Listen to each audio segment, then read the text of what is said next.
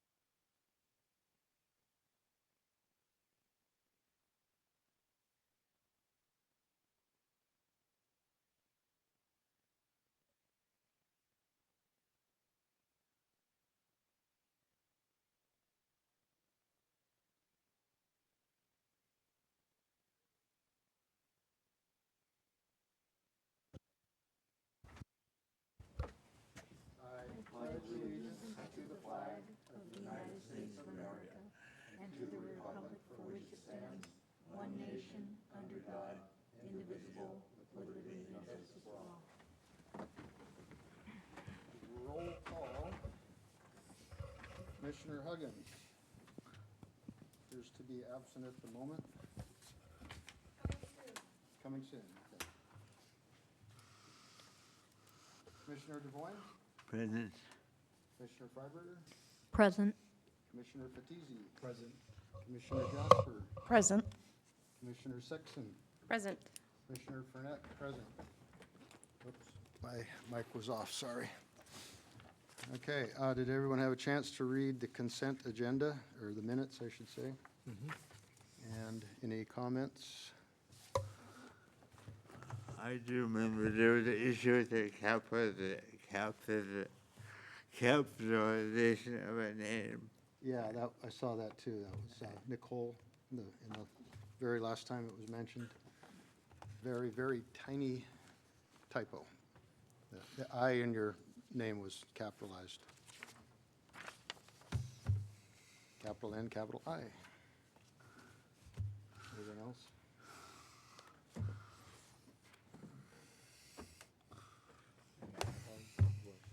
As always, it was great, just minor detail there.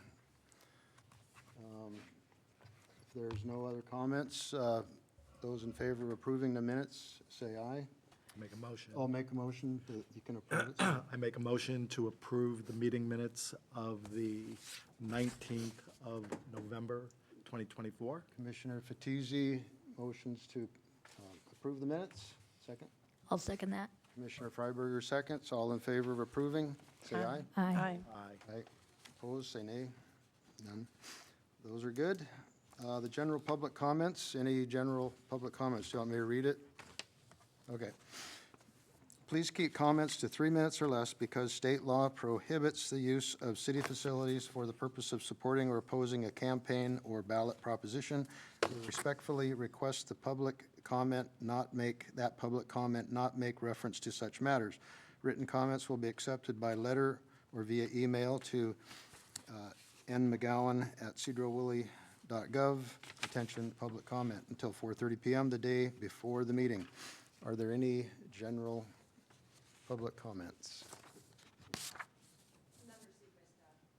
Okay. I don't see anybody online. So that general public comments was open at 5:39 and closed at 5:39. No public hearing tonight. Unfinished business is the comprehensive plan visioning workshop. Mr. Glover.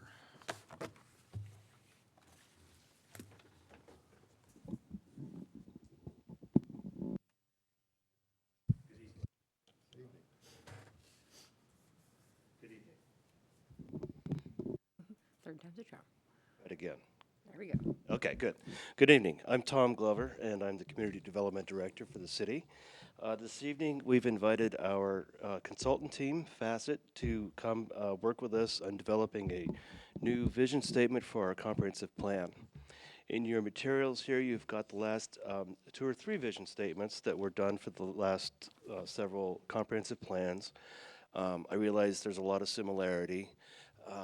But tonight what we want to do is not necessarily craft everything from scratch new, but take what we like, and we'll be going through some exercises here, and through those 2 things hopefully come up with a new vision plan for a comprehensive plan. I'd like to introduce Donna and Matt, who will be helping us tonight. And Matt? Okay, great. And is it Marina, who is also joining us here tonight. Good evening, Commissioners. Thank you so much for having us. My name is Matt Covert. I'm a senior planner with Facet. I'm the project manager for the Comprehensive Plan Periodic Update. And I've got 2 members of our team with me tonight, Donna Keeler, senior planner, and Marina French, principal landscape architect. We're going to be taking you through, guiding you through some discussions about the vision statement and trying to arrive at something that reflects, where the community's at now, where you envision seeing yourself in 20 years. If you look back over what you have in your materials for tonight, you'll see that that's kind of the general tenor of this exercise is, kind of imagine yourself in 20 years. What kind of community do we want to be? And we wanted to take this opportunity to, because a lot of change is happening in Sedro-Woolley, and people kind of you ask 8 different people, you might get 10 different answers about what kind of community they would want the city to be in 20 years. So this is a really worthwhile exercise. It's also important because this acts as a really important filter for all of the other policy goals and policies kind of work that we're doing in the plan. So once we've got a draft, we've got to run it back against the vision that the community comes up with, the draft vision, and say like, okay, is this really feeling right with what we've said the vision of the community is? So with that, I'll introduce Donna. We're going to talk through the history of the vision statement, kind of what it's used for, and then get you going on a exercise up at your table, and then a couple group discussions here at these 2 tables. Thanks, Matt. I'm going to move this a little bit back so I can see the PowerPoint. I can move this back a bit. It's going to work. It's great to see you all again. Okay, so I think Matt did a great job of describing why you're here. Let's move on to the next slide. I just want to quickly go over to the agenda for tonight. So we're going to be talking a little bit about the objectives. I already hit on some of them today. The purpose of a vision statement, kind of a refresher. I know many of you are familiar with it, but we thought we'd just go over it again. I'm going to talk a little bit about the visioning survey that went out and some of the results and the feedback we got from that. And then we're going to do a group exercise up here that Marina's going to help lead. We'll take a break, and then from there we're going to break up into small groups, and we're going to do an exercise, 1 table, break up in a group, and then move over to another table. And then at the end of the evening, we'll come back, reflect back on everything that was discussed tonight, and then we'll discuss next steps. Next. Okay, you can go on next. I think we've already done this part, so. Okay, so the objectives for tonight are basically to harness your knowledge, your talents, your experience here through a creative and collaborative process to obtain feedback to further refine the vision statement that's in the plan now. It's a pretty good statement, and we can tell that a lot of work went into it. But we just want to kind of check back. Is this still reflective of what you want to see in 20 years? Next. So definition of a vision statement, there's many out there, but there was one that was in your packet. A vision is like a lighthouse which illuminates rather than limits, giving direction rather than destination. It's an image of the future, serves as a reflection of the community's key values and priorities. In this case, it would also be investment priorities, and defensive policies in the comprehensive plan that leads to development regulations and where to spend the city funds. Next. So what does a vision statement have? What are the key ingredients? They include positive present tense language, qualities that highlight Sedro-Woolley's uniqueness and special character, inclusiveness of the city's diverse population, focus on people, quality of life and priorities, and a stated time period. And for this case, for the comp plan, it's a 20-year period to 2045. Next. So you may have seen the results from a vision survey that went out last summer. And I just want to quickly go over that because we're going to be using some of those results in our discussions tonight. You may recall we had really pretty good response. We've done surveys in a lot of communities, and this is 260 responses in a small city is pretty good. So kudos to all of you and your staff for getting the word out. The people who filled out the survey were asked to confirm the community's collective vision, values, and investment priorities, and this is what we heard. Next. You're not going to be surprised by any of this. The 4 top qualities, I'm just going to focus on the top answers that we had during the survey. Small community feel and walkability, quality of life, the sense of community and engaged friendly people, proximity to the Cascades, and access to recreational opportunities such as parks, trails, camping. And I forgot to mention that right in front of you is a copy of the survey report, survey results report, if you want to go back to it at any point tonight. Next. Their greatest concerns that came up were increase in traffic congestion and driving times, becoming a bedroom community for larger cities in the region, the city losing its quality of life with an increase in growth in tourism, and the lack of affordable housing. Next. And we also asked what their hopes were, and hoping that this will provide some guidance for the vision statement, that the city grows gracefully and maintains its identity using good site and building design without sacrificing quality of life, that the city maintains its vibrant downtown and stays as a thriving place for locals and tourists with a mix of restaurants, shops, and galleries and activities. More parks and open spaces are added. And Sedro-Woolley has a well-maintained infrastructure and adequate services and schools that meet daily needs. And actually, this kind of confirmed some of the other meeting I was at about 3 months ago with the council, where a lot of these things were brought up. So, next. Okay, so we're going to be 3 basic exercises tonight. The first one is going to be up where you are, and is mostly a writing exercise. In front of you is, it's the papers in front of you. We've got one sheet that has 4 examples of vision statements, and one of them is for the cities. So if you could take a couple of minutes and review those 4 examples. I mean, every community has one. We picked out some that we try to make them diverse so you could see the different types. And think about what kinds of pictures each one of these paints and what do you envision from these, and then write them in that pad of paper that's in front of you. Put some pens there as well. So you can take a few minutes to do that, and then we'll come back to the next one. So can you go over what you just, I look at it in the form of what the comp plan is in the form of elements. And everyone is individual, like people are talking about parks, walkability, central business districts. That'll apply to different elements. Right. So this is a real general kind of format. And I get what we're trying to do here. However, there's very specific things that go to specific elements that are unrelated to one another. One of the comments was schools. We have great schools, but we don't control any of that in a comp plan. That's the Sedro-Woolley School District. So just bringing up little things like that. So in this Right. particular exercise, I actually read what you guys already did on this. So what do you want us to put on this now? Okay.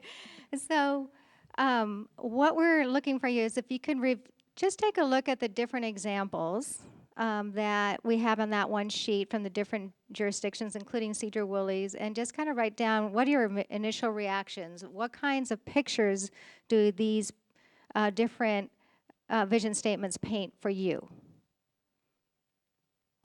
And what do you envision from these?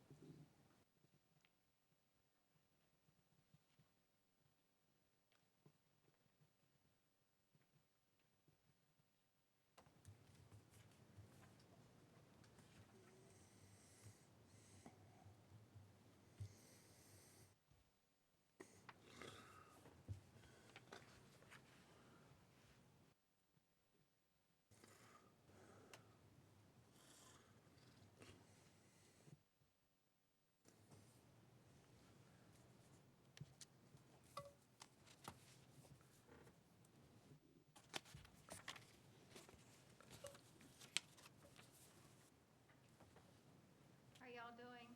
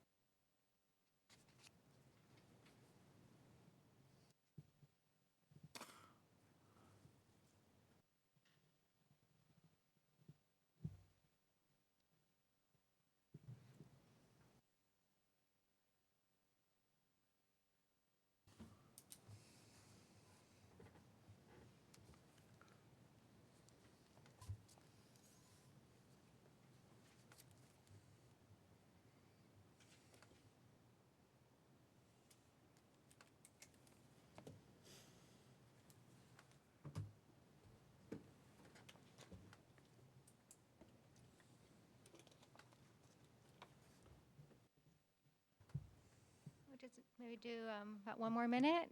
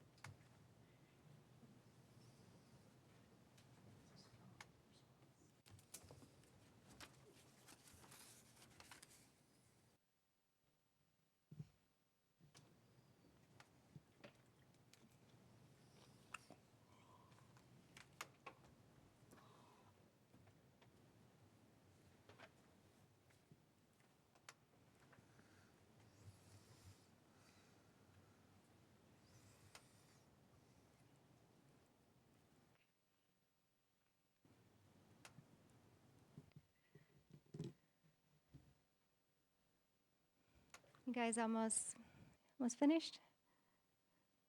Yeah. Okay. Oh, okay. Okay, great. Marina's going to help facilitate the discussion. We want to just, well, we'll take those responses too and bring them to the tables, but just wanted to see if we had any impressions of you, that any one of you wanted to share on what you wrote down. For pictures of the natural world, familiarity with citizens, inclusiveness, and attraction from the outside world, attracting visitors to the community. What do I envision? I envision a balance between a hometown feeling and growth. I drew that was teeter-totter because it says they want growth, but they also want small town charm. That's a balance, I believe.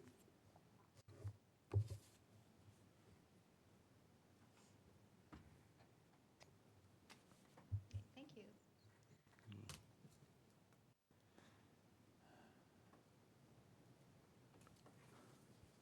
So my impression, I had looked at several of these earlier today, and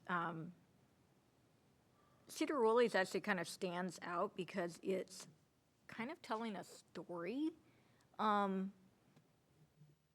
It starts off with, it's the year, and then kind of goes from there and says, this is what we are hoping, or this is what we want to be like then. Most of the other cities in the area have very similar language, emphasizing either small town feel, because they're small towns, the attractiveness. I mean, these are all basically ads for the city, so to speak. Why you would want to live here, visit here, work here, why they're special. Chelan is not afraid to say, hey, we're spectacular natural setting, hey, we're I would say that's actually true of pretty much all of these locations. Coopville is selling Evie's Landing, kind of specifically calling that out because it is a small area there, but that is an attraction. So, yeah. My initial thoughts. So I'm pretty familiar with a lot of these communities, and I've been to them. And in specific, like North Bend is experiencing the same thing that we're dealing with here from a growth level. They've exploded out there for a whole lot of different reasons, where we're trying to control what we have and apply to the mandates, what the state is telling us. But we also have similar things like Anacortes. A lot of people are just driving through Anacortes to get to the San Juans. And it's kind of the same thing here. People are just driving past Sedro-Woolley, okay, to get to someplace else, Lake Chelan, right? They're heading over to Winthrop, they're heading over, Highway 20. And I think one of our challenges are to have just better signage to direct people, because if you go under the railroad trestle and make a right, all of a sudden you're in this awesome little town, but we have very little direction on different things. I think one of our challenges are people, when they first come through here, they're on Highway 20, and they see the industrial complex. They think this city is that. And I've always been a big fan of having somebody screen that complex. Leland cypress are dirt cheap from a tree standpoint. So maybe, as time goes on, we should have some type of screening requirements that, we do have industrial area here, and a lot of other communities do. But when I look at some of the places like Monroe, okay, they have a lot of industrial space out there, but a lot of it's new. So they have a lot of really good landscaping requirements in place that actually balance a lot of that stuff out. Coopville is kind of neat, right? So a lot of the residential can go straight there to the water because it really isn't a big city. Everything is pretty much on that hillside going into the downtown. And we have pretty similar kind of aspects. Back to Chelan County, yeah, Lake Chelan's great, and it's the weather. People are going there for it. It's nice and warm in the summertime. So it's a very lake-centric kind of environment. But we're no different kind of really, because we're kind of Skagit River-centric of what we have going on, as well as the North Cascades. That I will take the North Cascades over eastern Washington in just that dry kind of open area. Some people like that. That's fine, so do I. But we have a lot of attributes that a lot of these places have as well that adds to the livability as to why we're even here. My office is in Marysville. When I leave Marysville and I'm coming here, I'm going on vacation. And I'm very serious about that. I love living in a little town, but it's everything that's here.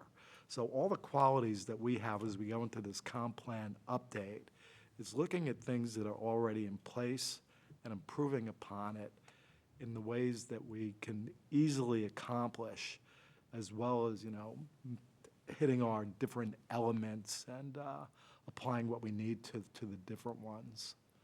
So that's just my general comments on some of this stuff.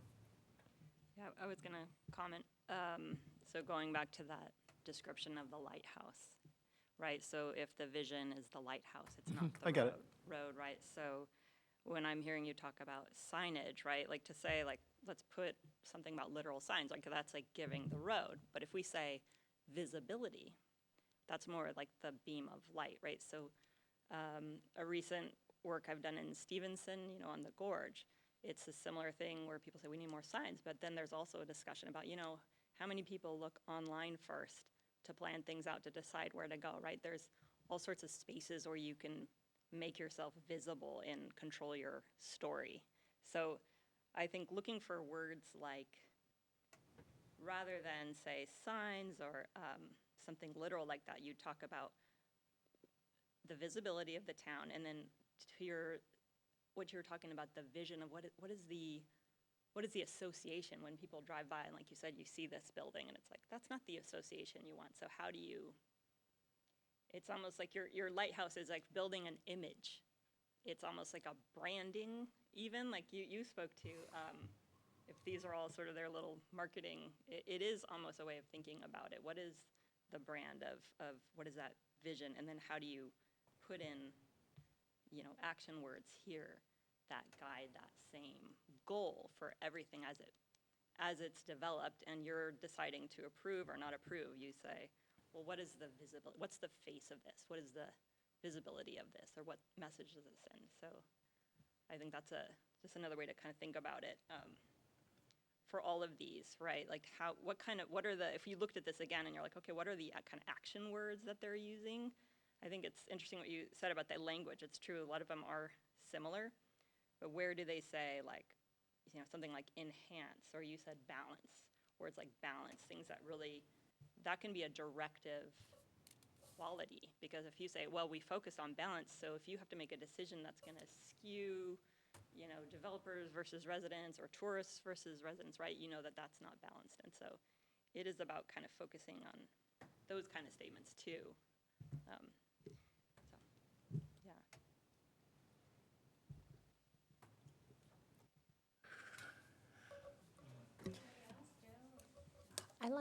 I like seeing these vision statements side by side.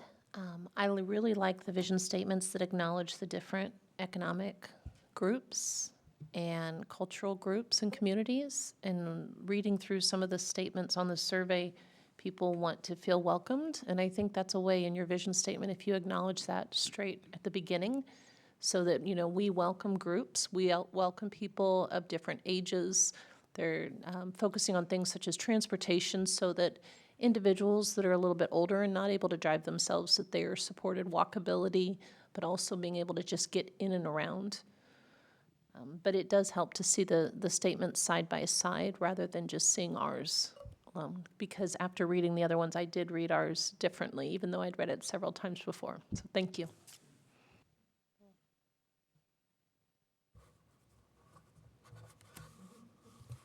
guys are looking at me like I'm supposed to say something. No, I mean, a lot of the, just kind of reading through kind of some of the more detailed responses here to the survey, there's a lot of people that are kind of focusing on, we don't want to lose that small town feel. And so I think an emphasis on the downtown area, because it's like, neighborhoods can sprawl and they're going to have to because people are moving here. But if we can kind of maintain the aesthetic and the vibe that we have downtown, and then also add to that the accessibility of those businesses and the types of the diversity of the businesses that are down there. We do have a lot of stores that are closed on Sundays, and so that does drive a lot of people into other towns like Burlington or Mount Vernon where they have restaurants and stores and things open.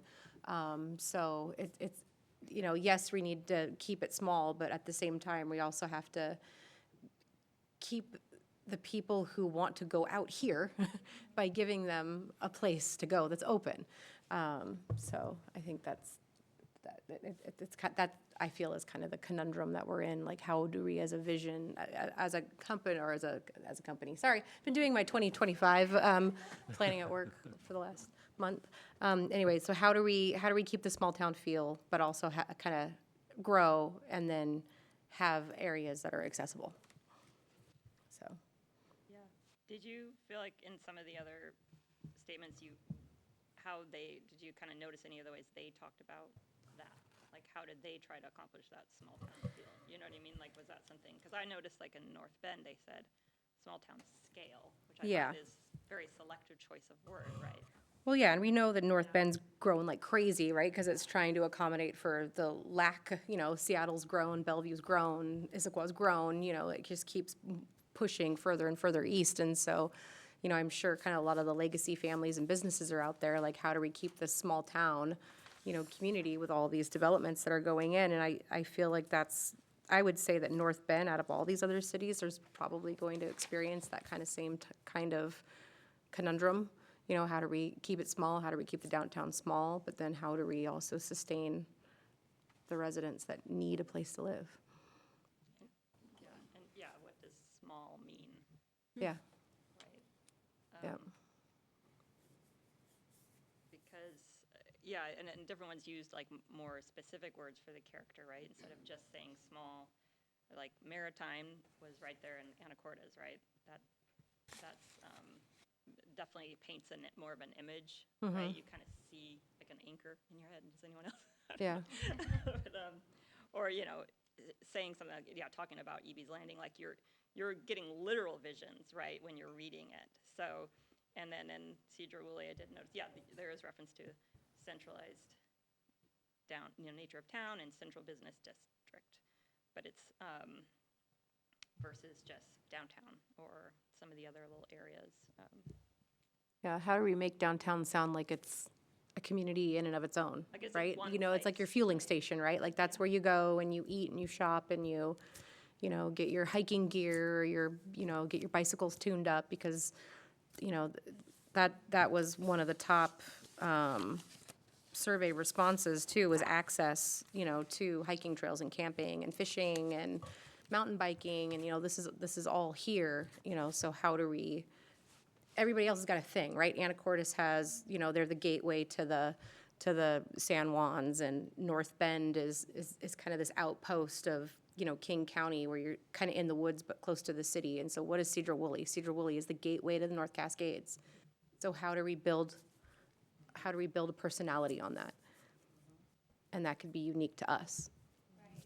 Because we're not on the water like a lot of these other ones. We're more like North Bend, where we're right at right in the mountains, foothills of the mountains. That's great,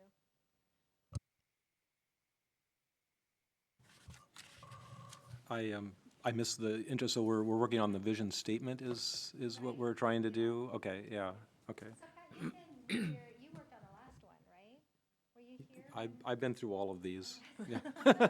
And the one in 97, I think, before I was even on the planning commission, so, yeah. So my angle is a little different in that I've been through all of those, and I don't see what the citizens of Sedro-Woolley want changing that much since 1997 when we did the first one. It's always the same thing. We want a small town feel. We want to be able to go out and shake people's hands we know, call people by names, all of the things that are in all of the vision statements that we've done at other times. And what I see, though, is that since the pandemic, especially, we've seen, I think most people that are moving here are looking for housing affordability. They're looking for jobs. They're looking for lower cost of living. They're first and foremost trying to escape the craziness that's urban Seattle and all of that. I know people just fled Seattle after the lockdowns and the Black Lives Matter movement, and they just wanted out because they don't want to live in that environment. And so I think that's the things that are driving a lot of the people that are moving here. The other, of course, we have some great jobs in this area now with Janaki upriver, and so we have great opportunities for employment here, which makes it a good reason to move here. And I think then after that, at least for people moving in, it's our community feel and those things. But that's just what I get from the situation. I mean, we all work in different places and do different things. I work in the schools, and so I'm meeting a lot of the kids of the families both that live here and the people that are moving in, and that's kind of the feel that I'm getting from then, is that Sedro-Woolley was affordable. Sedro-Woolley was away from the craziness. Sedro-Woolley was all of these things. And then later, as they live here, they are maybe getting the idea that they like these other things that we have, the small town feel and all of that. My biggest concern in all of this, I'm trying to be brief. My biggest concern of all of this is that it doesn't matter how much we plan. The whole time I've been on the Planning Commission since 2001, we've tried to plan for growth. We've tried to plan the kind of community that we want. And then the state of Washington jumps in and throws things at us out of left field, like, oh, you have to double the number of houses, or you have to raise your zoning rates, or you have to allow 1 or 2 ADUs in your backyard, all of your backyards, which basically just is increasing density. That doesn't create the feel that the citizens say they want in the vision statements. So that's my big concern, is that we get overridden by other driving forces, and so. I don't want to say I feel like it's futile, but I feel like it's a real uphill battle to get the kind of community that we want, because the state doesn't care. The state just wants to house people, and they would put them in a cardboard box if they thought that would solve their problem. And these guys know that joke from me, that in 20 years we'll be asking to allow 10 cardboard boxes in the back of every yard to house people. So.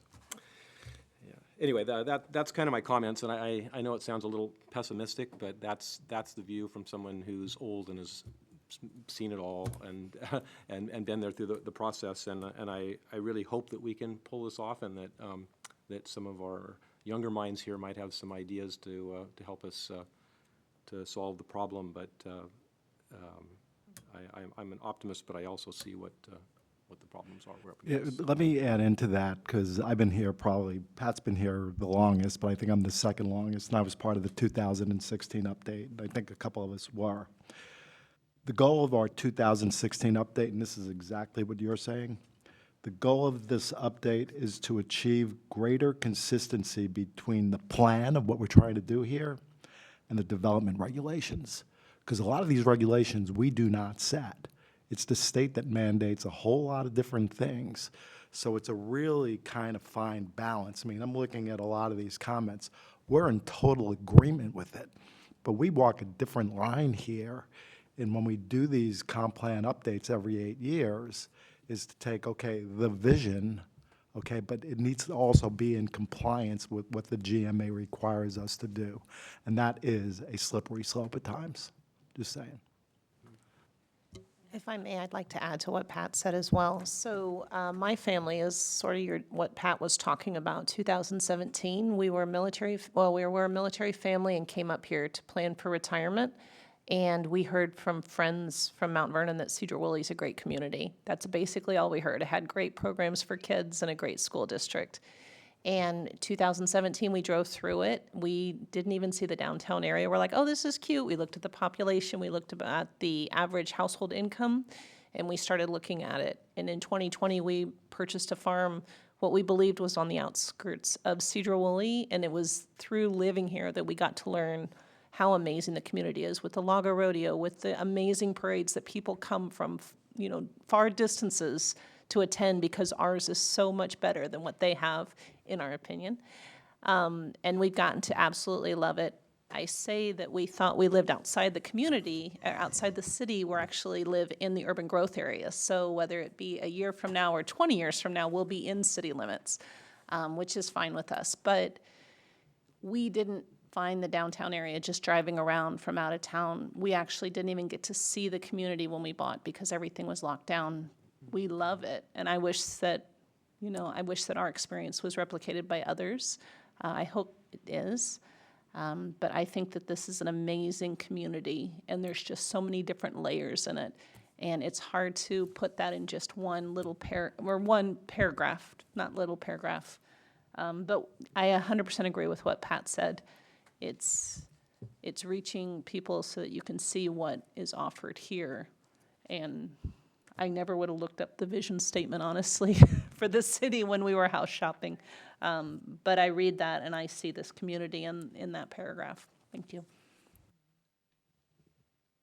I was gonna just ask one more follow-up question. We probably should Yeah, go we on should to the probably next keep one. moving.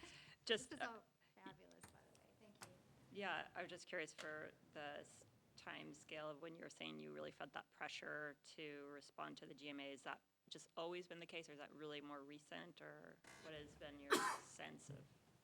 You're talking to me? Yeah, Oh, right. okay. Both of you. Well, with the GMA has never really been the problem for me. I don't have a problem with trying to plan ahead. I lived here before they had the Growth Management Act, and it was a lot more sprawl. I mean, I understand the point of the Growth Management Act. My problem is that when the legislature just goes down, sits in Olympia and passes new laws, and then shoves them into the Growth Management Act, and they contradict the vision statement that we've created for our city, and now they're saying, no, you can't have the vision that you want for your city. You have to do this because of that, and it, yeah, that's. Yeah. It's that. It's the legislature acting on their own, not using the system like we have to use the system. Right, so for the denser housing demand is what's been the big challenge. Yeah, and I've known that. I studied architecture at the University of Washington in 1970, started about 1978, and that was always in our minds when we were there. We live in a situation.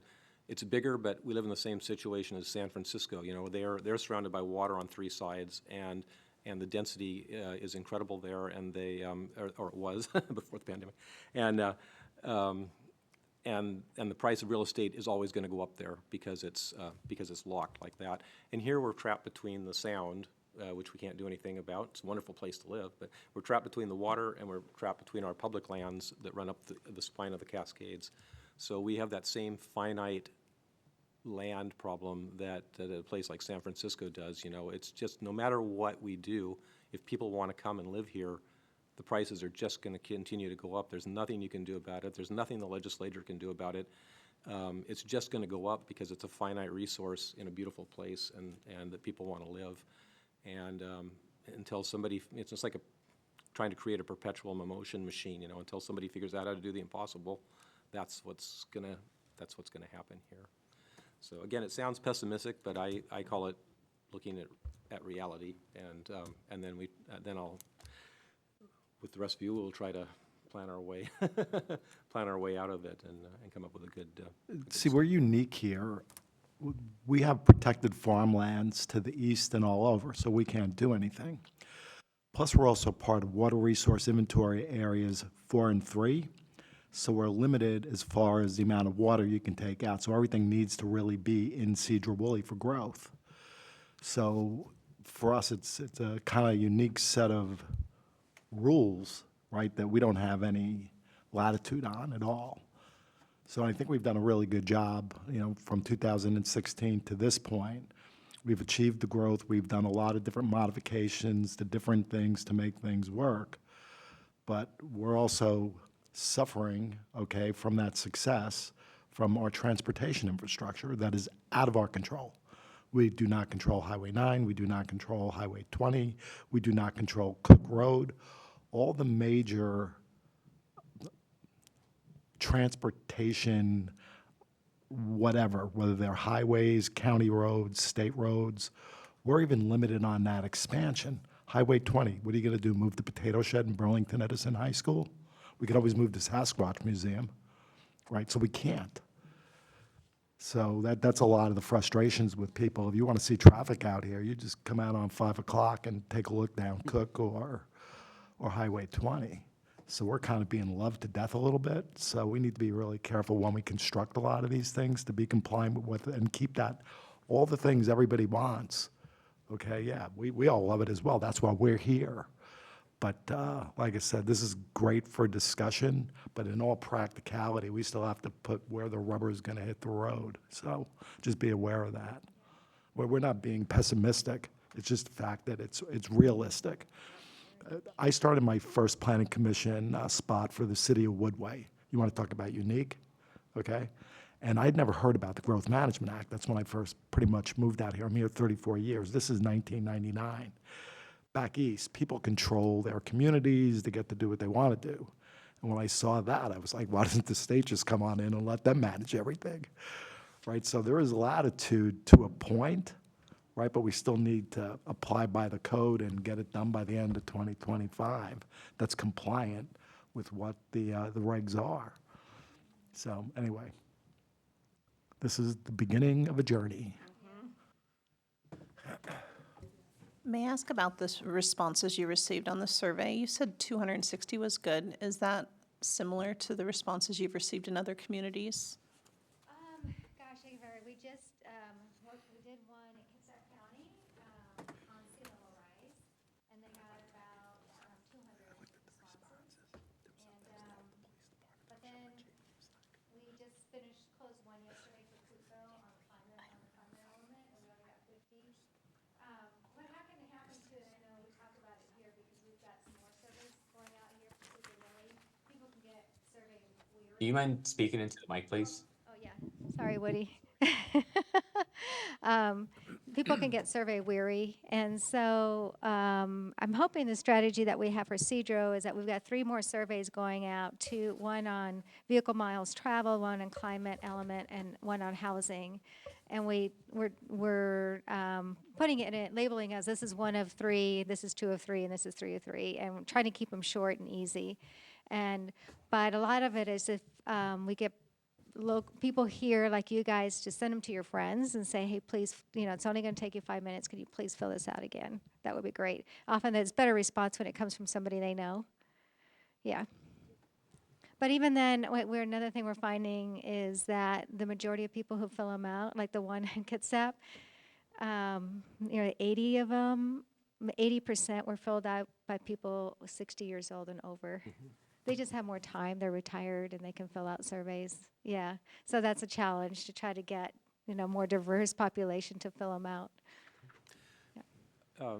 This is just an idea, but I don't know how young you want information from, but the school, if you went through the CDI, CFI classes, basically the social study classes where they teach civics, I can give you the names of the teachers, but Would be awesome. they might return this. They could have students do it as a project. Yeah, Okay.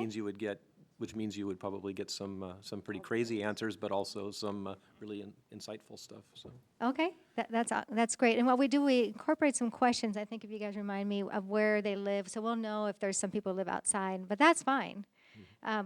So the surveys will tell us where they're coming from. So that would be Does that sound good? Awesome. Okay. Okay. Yeah. Great. We'll get that from you. Yeah. I can. I can talk to them, or I can give you the number. But the teachers that teach that are Amy Gustafson, AMIEE, Amy Gustafson, GUSTAFSON. Okay. And Anna Melnick, Anna Milnick. Melnick, Melnick, I believe is how she spells it. Yeah, And they're both social studies? yeah, they're both Okay. social studies. Yeah, yeah, and they teach civics, so they do things like write letters to their legislator and stuff as special projects. So. Great. Okay, thank you. Well, we should probably keep moving. Do you want to do the next one?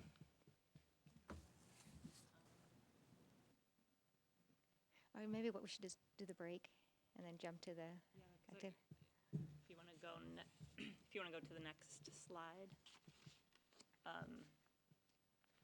Yeah, so we were going to take a little more time to talk about thinking back and thinking forward and reflecting on how they would change over time. And I think you already commented on how they don't seem to have changed a lot so far, but I don't know if anyone wanted to comment a little bit more on, do you see recently reason that the community would want things different in 20 years, you know? So that was that reflection, thinking about that.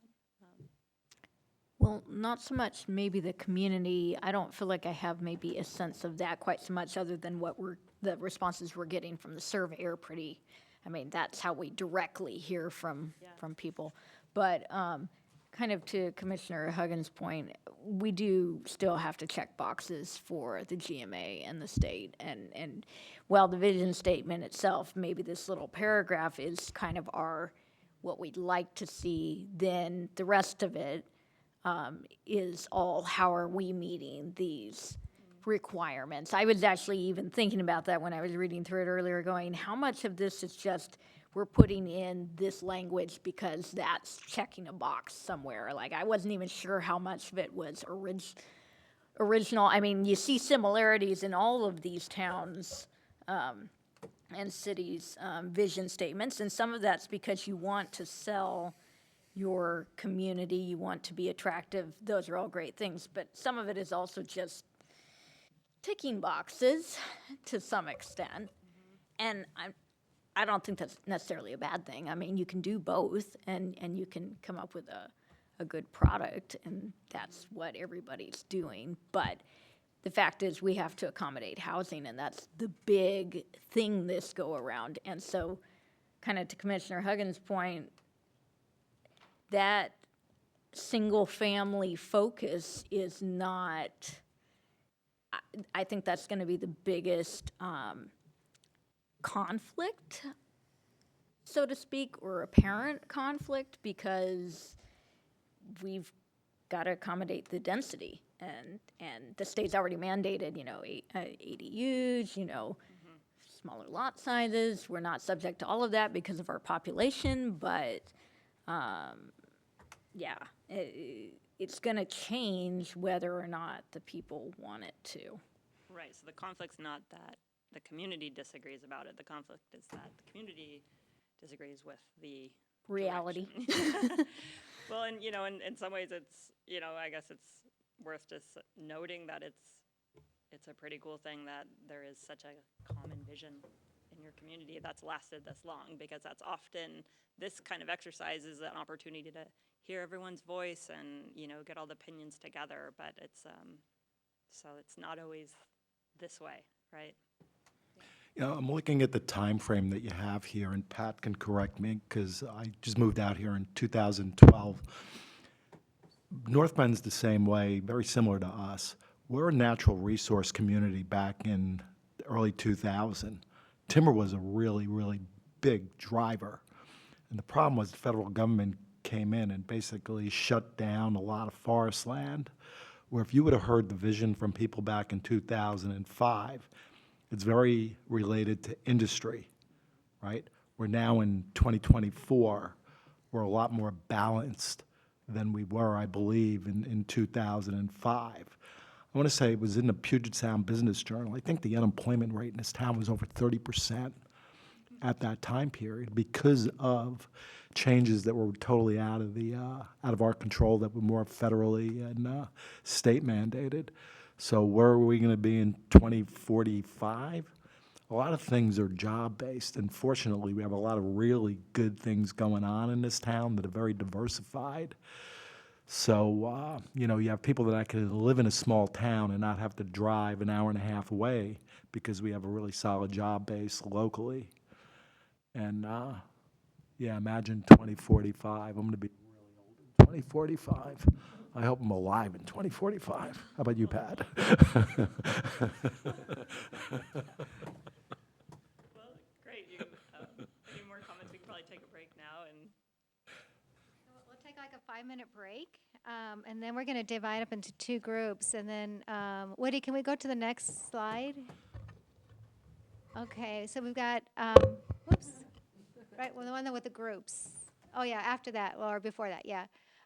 So we've got group 1's going to meet over here, and group 2 will meet over here, and then we'll do an activity, and then we'll switch.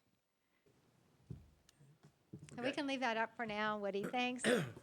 And we'll be back, and if you can be back at 22, 5 minutes?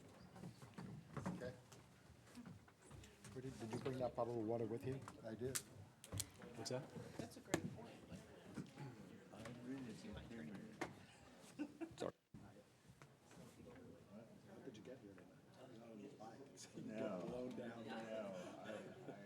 had to come straight from work, so I dropped it off here. So I didn't ride home. Okay, I can run you home. Thank you. 10 minutes or 5 minutes? Said 5, I need to get a drink of water.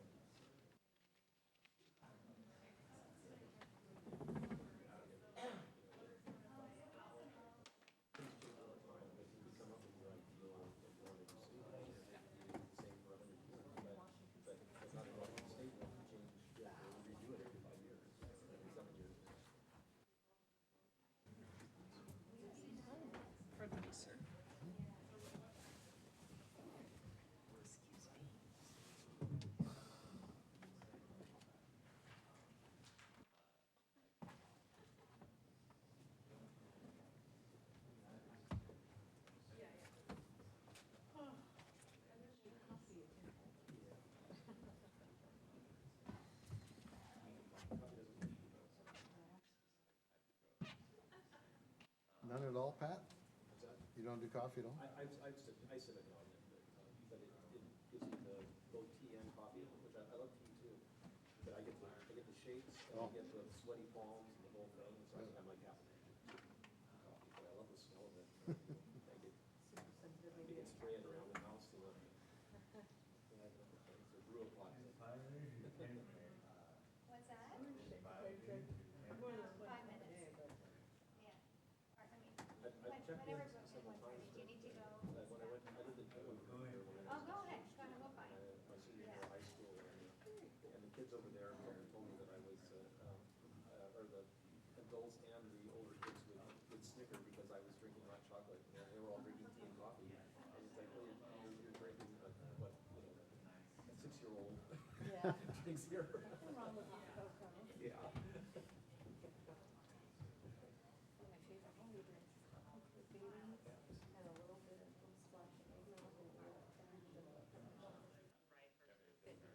A little bit of everything. It is, it's very rich. You can only have one. The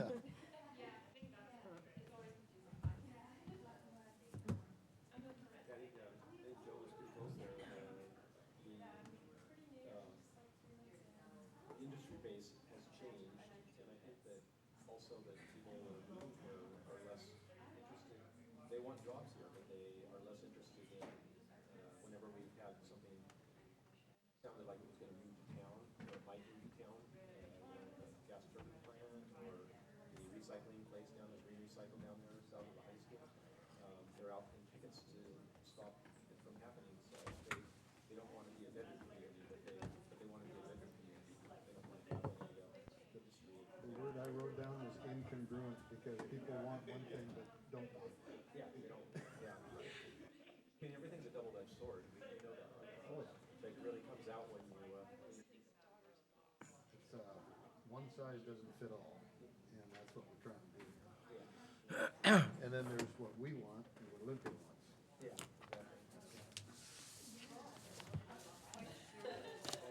Really funny, because if you throw, a lot of what I read when I was in architecture school is still relevant today. And I keep reading new things, and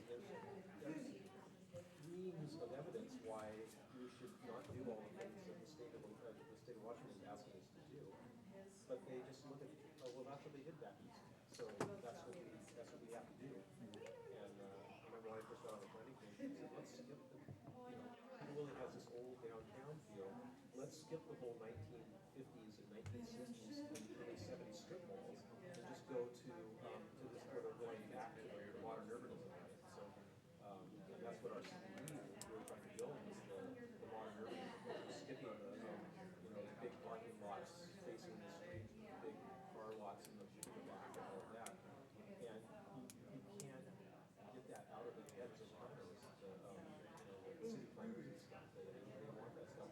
Even after we did it, we got country store down there with all the parking in front of it. We got Rite Aid, all the parking in front of it. Well, it's like, why can't we just skip all that? It's going away. Why do we have to go through all those steps like every other city? Let's just jump ahead and think it's working better. So anyway, that's frustrating to me. That everybody thinks you just have to follow these steps.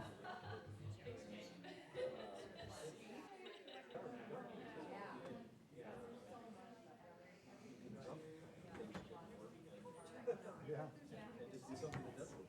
Yeah.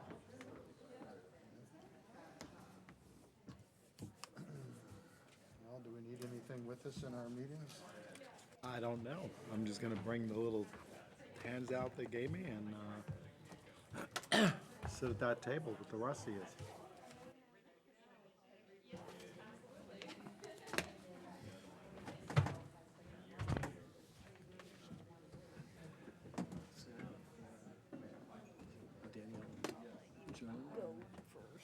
The group one's over yonder. Two's over here.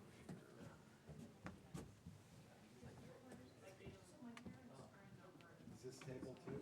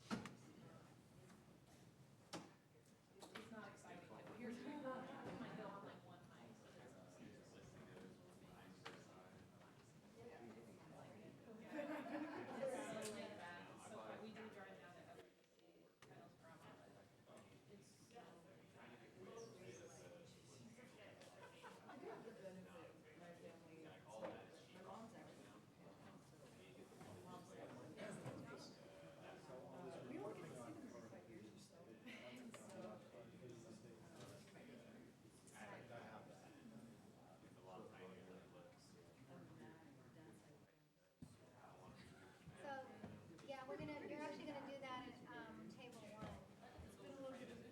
Okay. Yeah. I'll bring it anyway, so.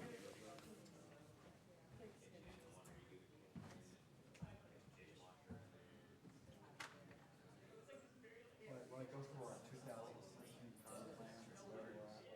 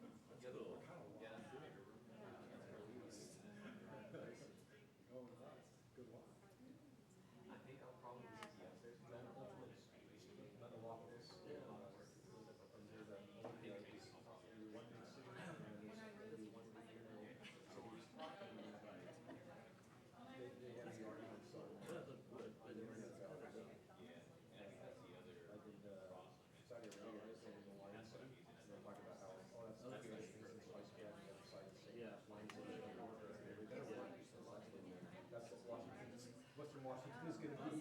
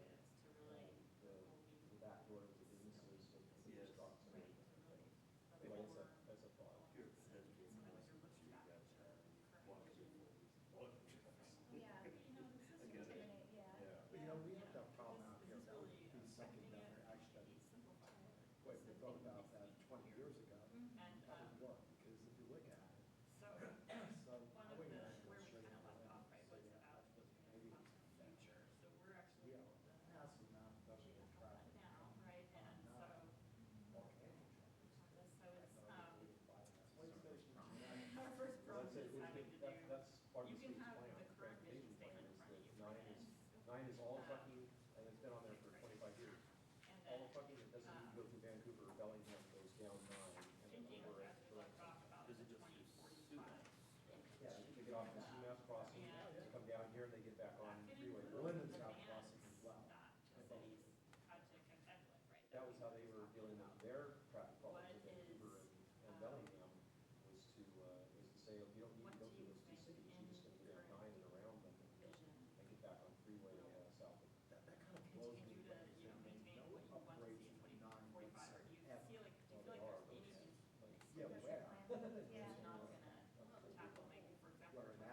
mean, I just don't see it. I mean, up Bike 9, there's nothing up there. When I used to drive up to Mount Baker to go skiing when I was in high school. It's just to make sure. Every corner was a 30 mile an hour, 35 miles an hour was the fastest corner by signage that you could do. And of course, our goal was skiing, because you could see 25 miles an hour to get to Mount Baker, and now you actually can. It's no big deal to drive all this, all the way up there. So they have the improvements, but it's glacial. That's what it was. So I wonder if you have an opportunity here. Yeah. Right. So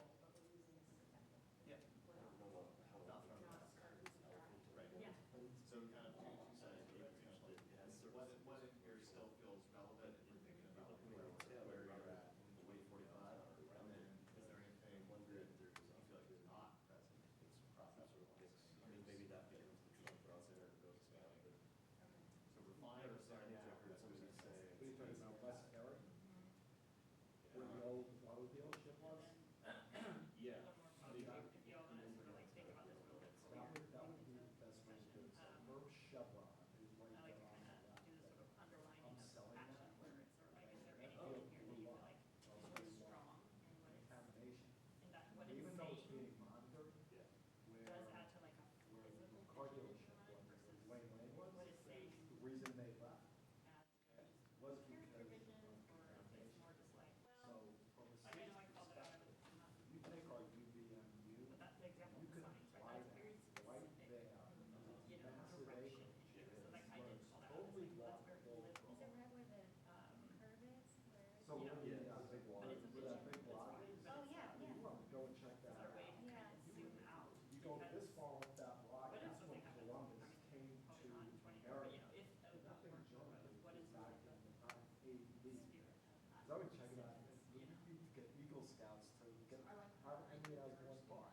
Check that rock out, I couldn't believe it, I was like, that was rotted to like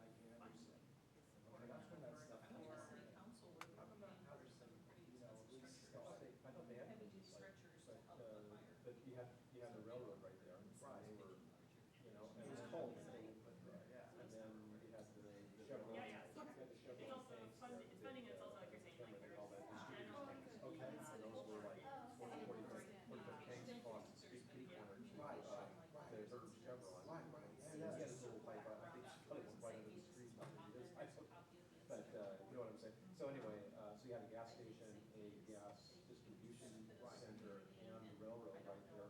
And then I don't even know what Burn Signals exit and Wayne Lane, what they did when it was a car dealership there, but that's a.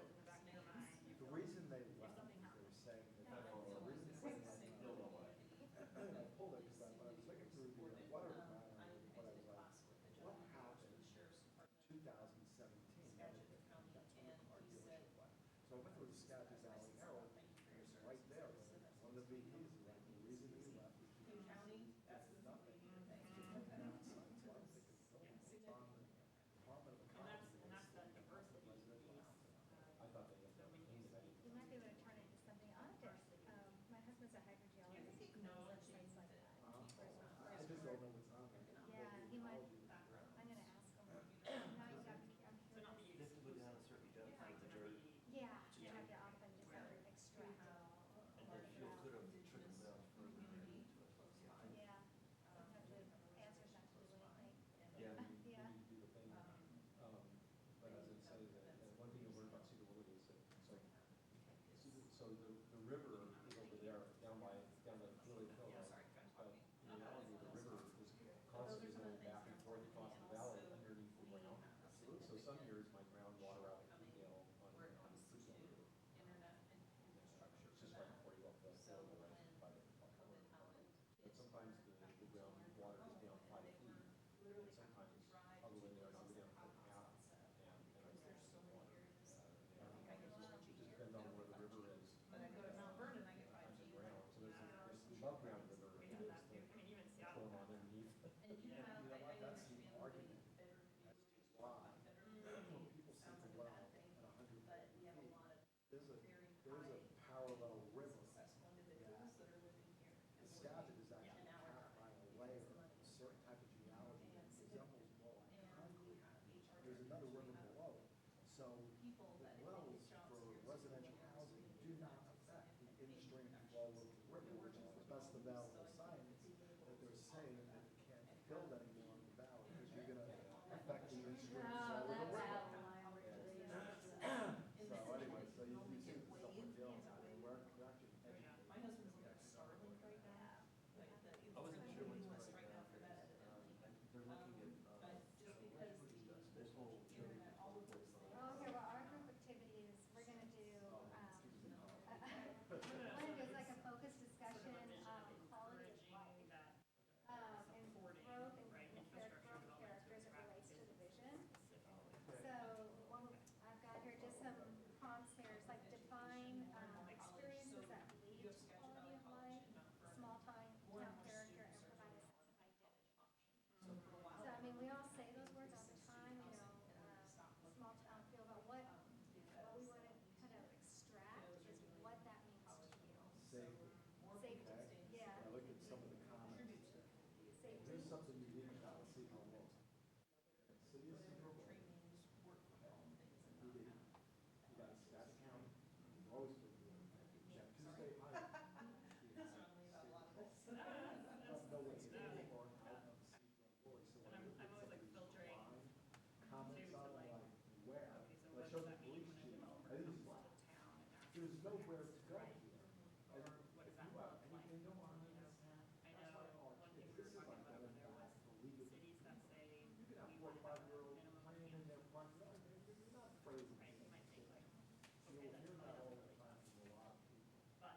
Quality of life and safety is number one. We have a pretty tight ship. Thank you. Police, fire, We're all snowballed. EMC, all you guys. So last time,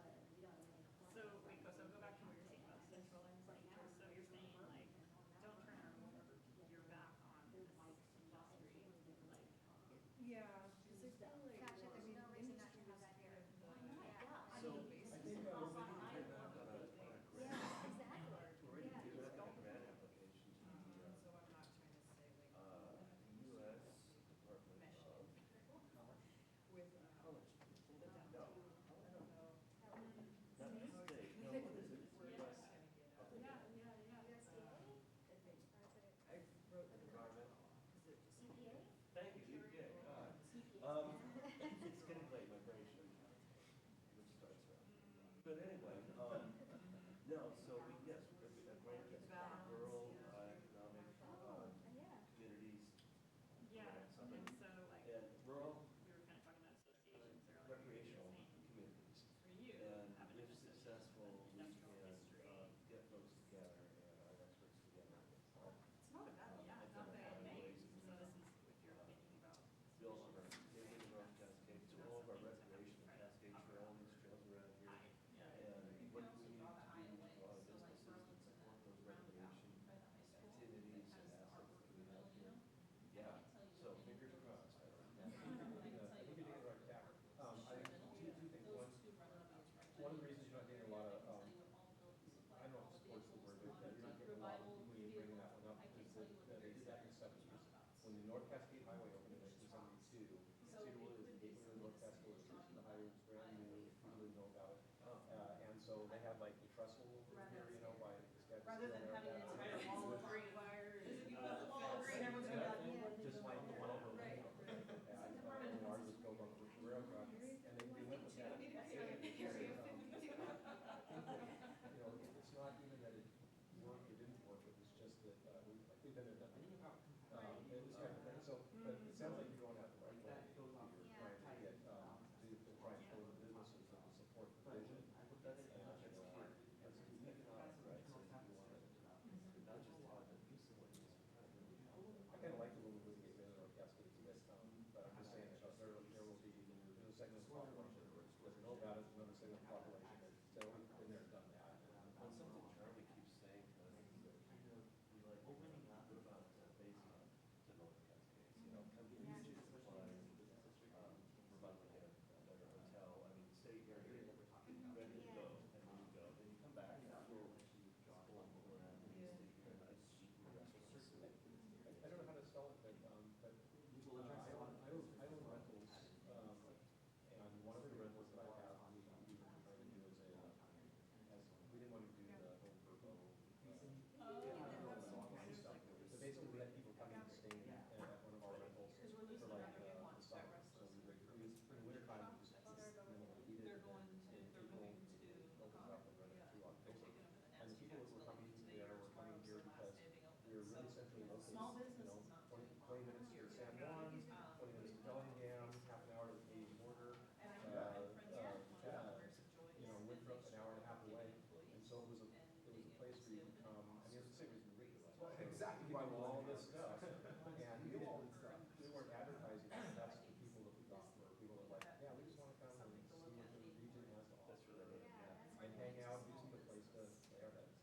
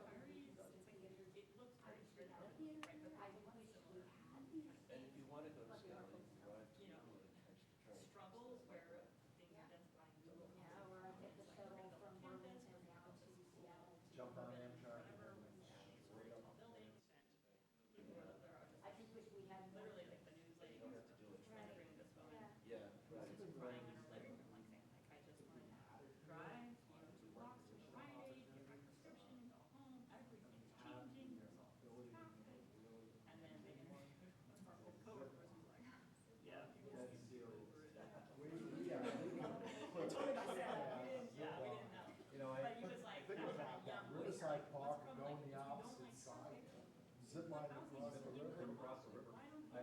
It's funny you said that because I thought of it. You can't take that one. I never thought of a zip line, but I had thought of where they've got it all logged up there on the backside of Duke's Hill. Big parking lot, gondola from the top of that Duke's Hill up here, through town and then up onto Clear Lake Hill. And that would give you a wow. Yeah, I think that's the tourist stuff. Tourism, and they capitalize on People would come getting from special like everywhere to taxes zip and line. making Yeah. sure residents. I don't think it's functional, or I don't think it would work because they can rely on the snow Or something like that, in right? the winter to There's get ways to people try to to do it. balance Here, it would totally be tourists that want to go for and the view. preserve what you can in That's face of what you can't control, This is right? And so, Duke's Hill is that highway now. Duke's Hill is up with the I DNR, wasn't sure if you that's were all. gonna say, do you expand that That's where that downtown? Oh, Something yeah. there, or are you bringing up, you know, like, what is the It will soon be impossible for us to do for that. that vision that we could make that There'll all be houses. Okay, any more? not if you say move all of them. Oh, great. Parks and Open Space. People have talked about that, and that is one of the switch, maybe, Yeah. like Ashton was saying, a lot of City that has lots of green, parks that tie into the trails and walkability.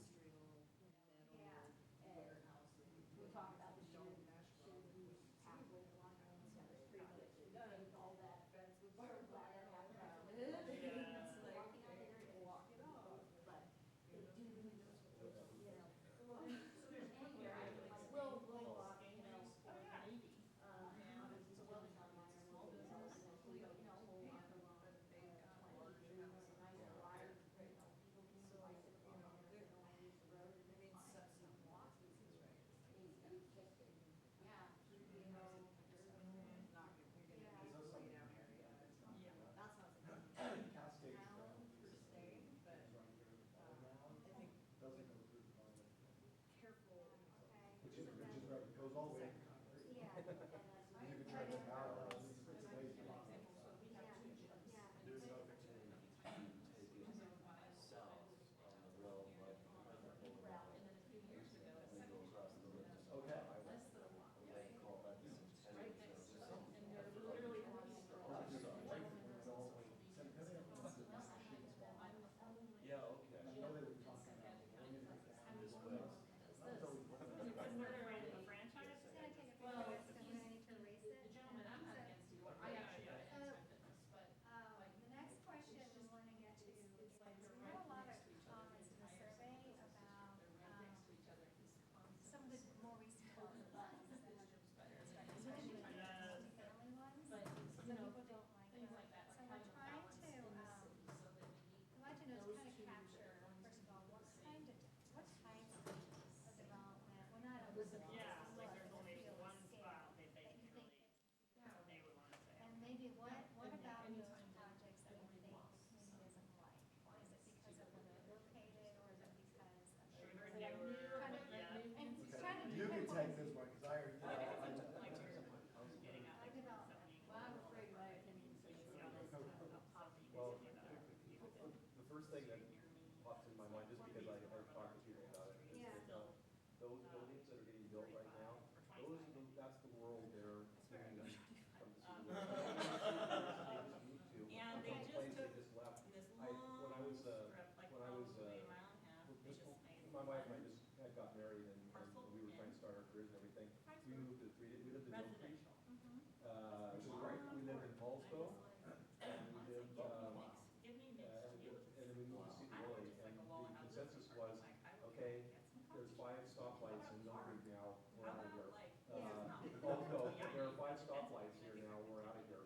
Sedro-Woolley, well, if we have to have stoplights, this is a good place to, so we, you know, I moved back here. I love your criteria. Yeah. Stop like criteria. I mean, you just have your standard, you have your standards. I was behind the roundabout, I mean, I was I saying also, people for your accessibility, they slowed questions. traffic down. They move traffic better if they're done right. These slow Yeah. them down, but the European style roundabouts actually move traffic Go in, better. you got one parcel of deal with, so developers. So, all right, so I love how you worded that. So you said those buildings represent what people are running away from in your mind. Yeah, because they remind you of what we have, we're putting it in Ballard,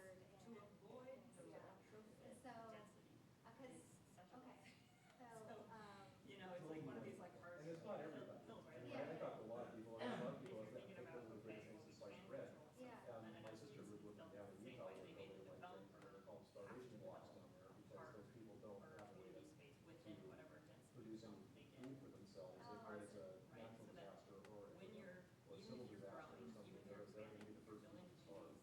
And, and so they call them starvation laws. Again, going back to the vision, what are the words that define that? What are the words that are, where are the, is there anything in here that's kind of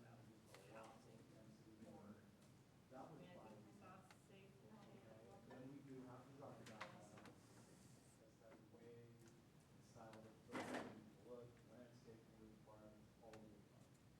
So in addition, not expand. Yeah. I personally don't like years Still coming out with accommodate here, this is what like, you it's like guys telling want. a story, That's that where it you seems like, and you know, other building mixed use, we the call it words that 1.0. build a lot of That's things, all. Star Wars, you know, they're correcting, I'm like, it's like, this is not a What we did fictional those guidelines story of that other we're 20 years cities. into the future, Went you down know, to the we're city trying hall. to cover I don't know about so it's like, and then Sedro-Woolley has little kids that They can did a like really good job building articulation setbacks and and then different how we're going elevations and to, things like that. you know, So what you're change. seeing when you And do like they a change project things and around, you change, maintain, maintain. you are getting. And so they go right into the Sedro-Woolley, and I across the board has, and it says is, so right from since the beginning. Okay, they're Okay, coming well, that's like me wanting design to get guidelines of what we want. and what kind of growth, and what We went kind of further. identity If do you we look at other have? cities, what they do well. I feel like saying that we have an identity is just like, oh yeah, we have. You go from Berkeley. Yes, and does that go, does that go to the design review board? Is it more like we want to maintain, We don't have. or sort of like control our identity, or something like stronger What words? is our identity? Well, that's, Define the identity. yeah. But instead of saying we have one, what is your identity? You know, like we're small. Well, Mike's, I mean, Logs that's all are right. a, And that's why I like the idea that was built of one of those on units walking. where the, And we are where Dwayne nestled Lane's in at, the at the one Chevron, that or seems, because you know, if we have Burlington, strong ever, Northern ever ties decided to to, loosen up and let them run some the agricultural and commuter stuff on there between Burlington and Sedro-Woolley or Burlington and Lyman, then you, right on the line there, so it's a great place, so you can just walk back door. But so, but that identity, And then you get a new model on that site. like, keep taking Why that do you- farther, so Because it's your historical lots. contamination, from what I So that understand, means- has to be no further action required. So what, how, if you're thinking about like, sort of ENSF is, like a, ENSF is missing the boat, because they use that track twice a day at non-commuter times, and the rest of the time they keep making money letting commuters run between Burlington and Lyman.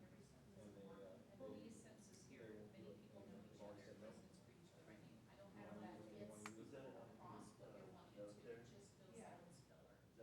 well, and I've seen them, say, friends, Right? She called it 1.0. That's part of that, it's primary, you know, we're, our personal multi-family that are, yeah, I really like a lot of our city council members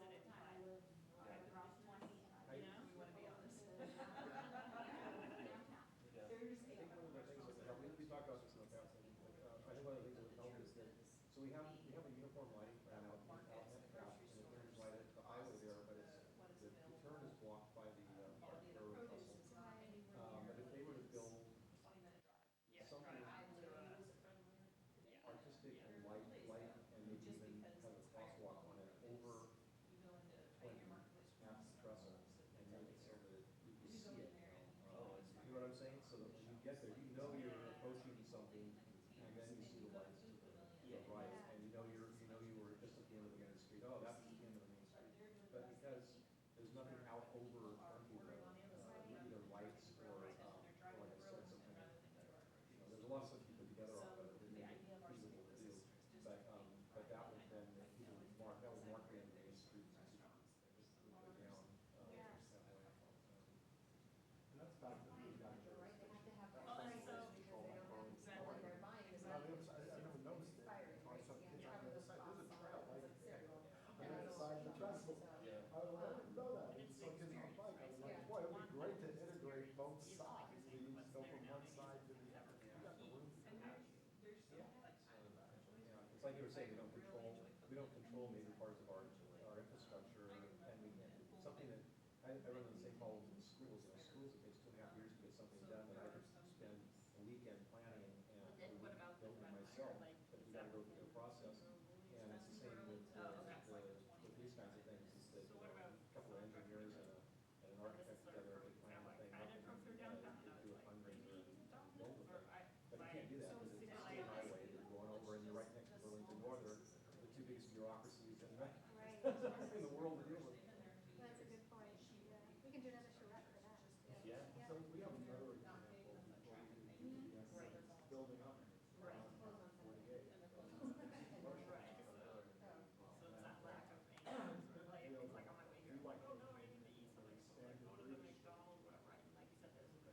Commercial right up front here on West State.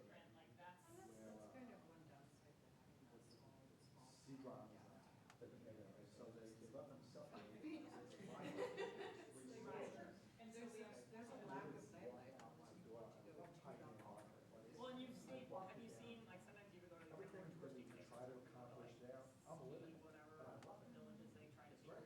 They'll make a McDonald's, have a That's what we're looking at.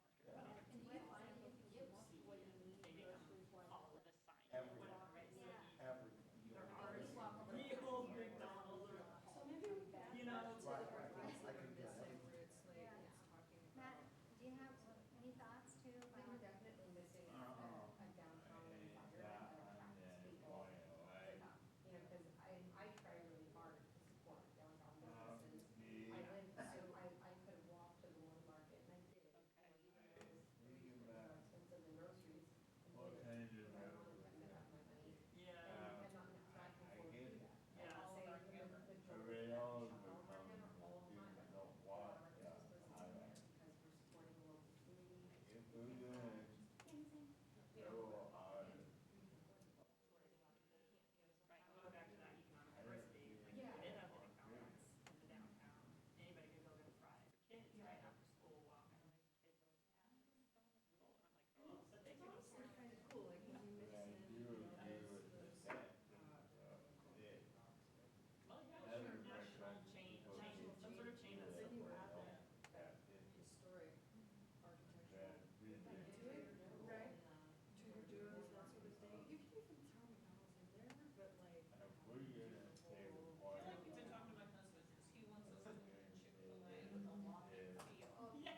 I told him, no, we'll not be doing that. He thinks that's what his retirement's gonna be, and I said, well, you can talk about having historical character or style, right? You can use words like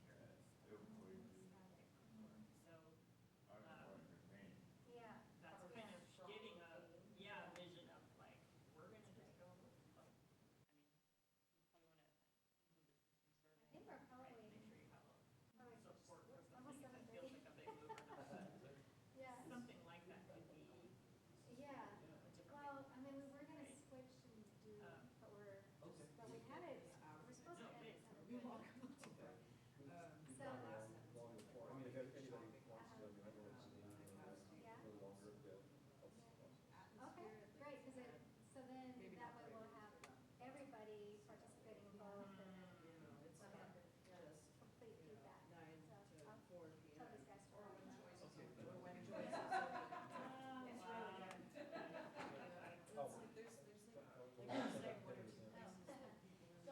kind of going off of that,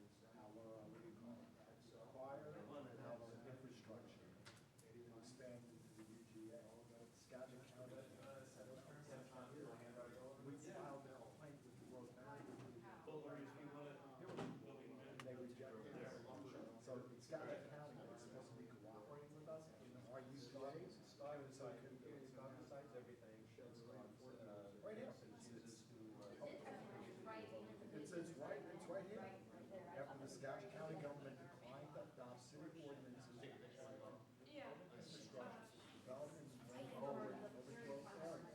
The city filed an appeal at the Western Washington GMA hearing.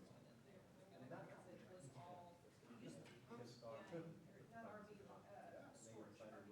It's right here. I've done that too. As I mentioned, Scott, the jurisdiction of Skagit County.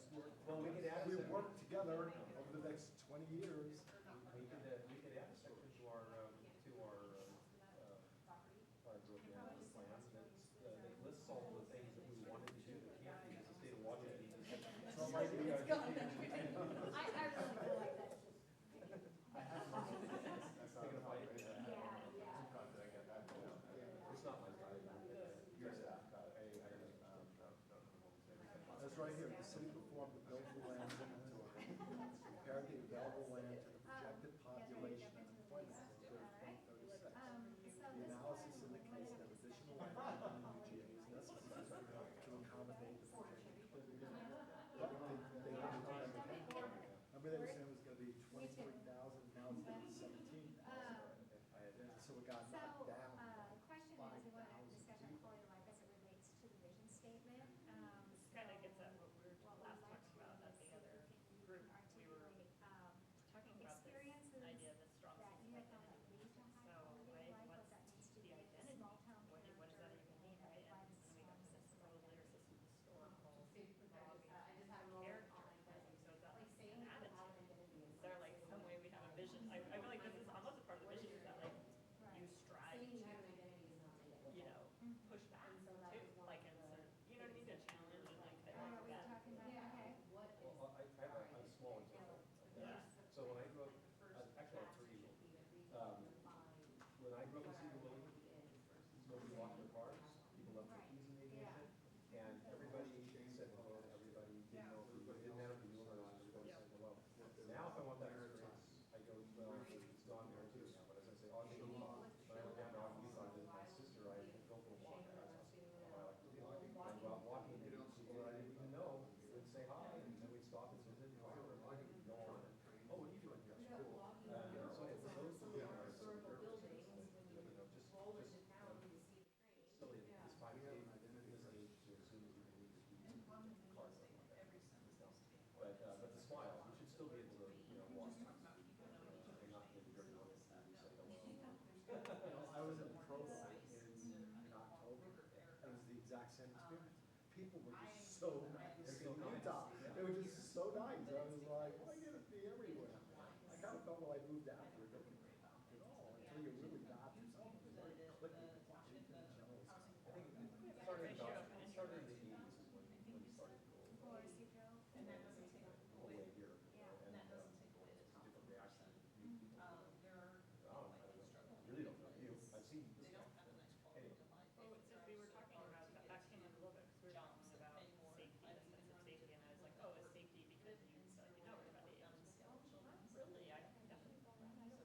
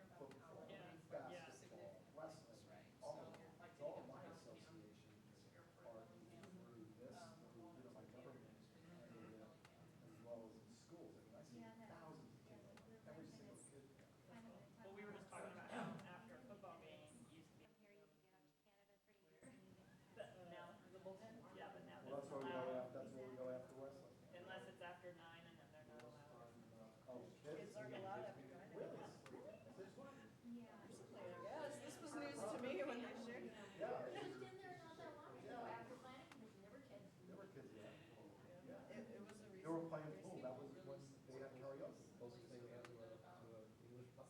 They had a public house for the whole thing. Oh, totally, oh, yeah, oh, yeah. Yeah, it used to be they just weren't allowed. My name is on the wall, for the fools and the foolish. Me and the Johnsons, the Eric and Eric. That's family. I don't see anything that says family friendly, or if that's, maybe people don't want to say that, but. Oh, people say multi-generational, I've seen that in other ones, but just something that multi-generational, like, so like when you're mentioning these programs and all that, this is sort of, is that a part of the vision of who's in this town? How that came up? It's already there, though. It's Yeah. culture, it's sort of embedded, it's not a vision. So it's something that needs to be ingrained and members. Well, I think it's important too to have those things in the vision statement. Is that something that you want to continue? Well, here's what we say, here's the hypothetical, all of a sudden, like, wine bars go crazy, and like, you, no, we cannot have that, there's too many, we need to have it something generational, or you force them to have a family-friendly areas, things like that, right? You could kind of imagine scenarios.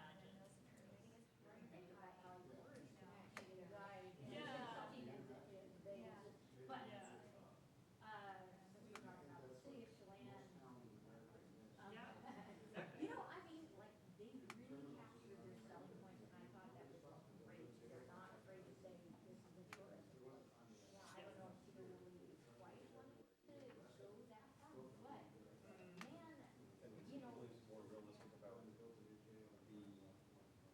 I mean, you can make a place a tourist attraction that's 11-foot thing that people show in the winter, summer and winter, but. And the design guidelines, everything needs to be talking about the fact that we don't want to base our entire economy on being a tourist destination. Well, We that want- kind of is losing that sense of it and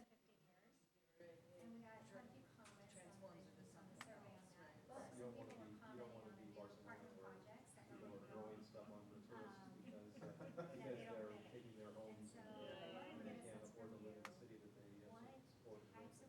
We're small. But our strong point, why aren't we talking about our parks? People say we have great parks. Why don't we take them for the? I don't want them to know. Things They're not the mayor and council. I don't know anything about that, but yet I've heard from so many people say this is great. and how much does, is that all funded, I guess, through the city itself? How much programming? It's not really. Now, how do you feel about the city, the comp plan? I mean, I guess, I know it's a little bit outside of what we're talking, I'm just kind of curious, So just like. I think the first thing you have to decide is, are we writing a promotional brochure to bring more people to the city? Or are we actually designing how we want, are we actually stating what we want the city to do? Because they're two different languages, and it's not very sexy to talk about, you know, the things you need to talk about to get the look and feel of town you want. But it's really easy to say all the silk words and throw out all the new things. But, you know, but what is our purpose of doing things? Yeah, it's, Is this a brochure for people? I mean,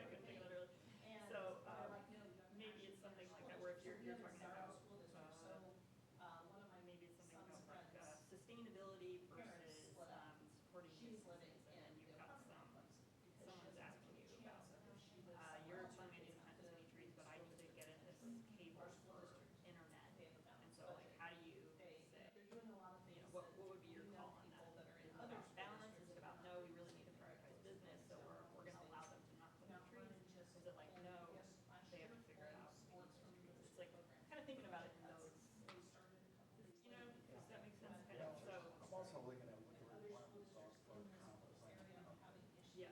okay? We still have to break it out, so back to the boxes that we check. We got certain elements that we need to do technical.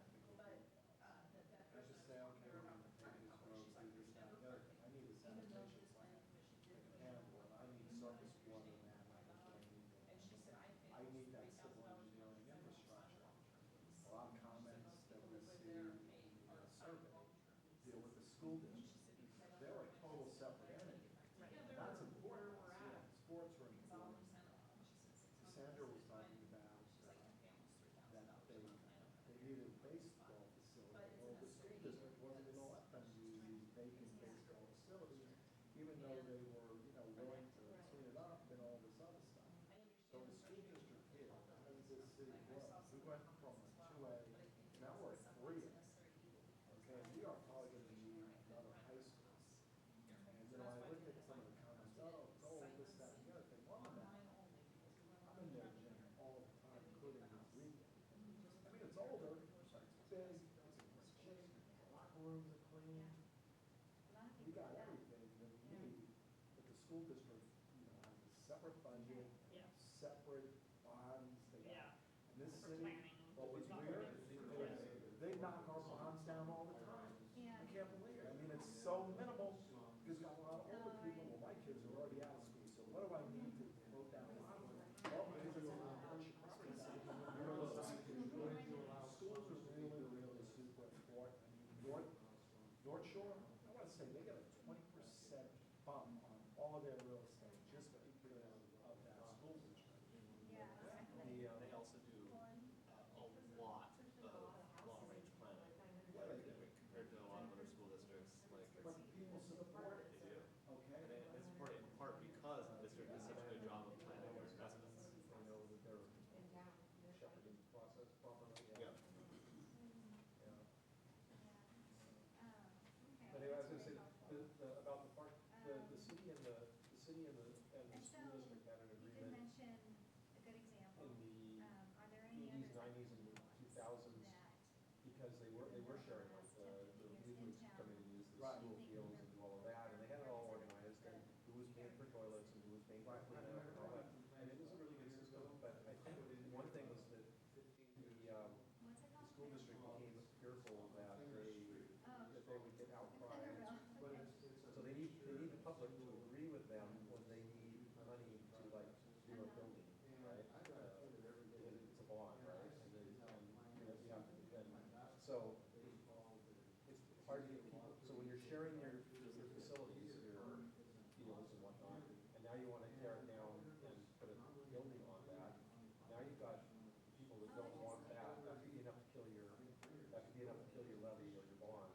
As you're saying, like, you have this thing where you're offering something to other people, then you take that away, and even if it's to do something important like building a school, people still perceive it as a loss, like you're taking something from them. Yeah, so now not only do I have to pay more taxes, but I'm losing my open space that I thought I could count on.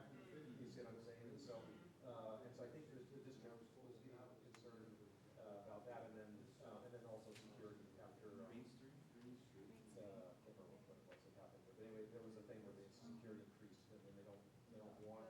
I think it's just all the shootings. Is what it was around the country. No, because Sandra was down The one is smaller houses and a little tiny. baseball, football. Wildwood. Oh, I'm way up on the. Way up there by, Wildflowers. Yeah, she brought up all that stuff. Well, so I'm saying, I think it's kind of right now what it was, because it's easier to say school shootings, keep your house closed, like, so we're off limits during the day, when there are any kids I think around. it's wildflower. And then you have, like I said, the other.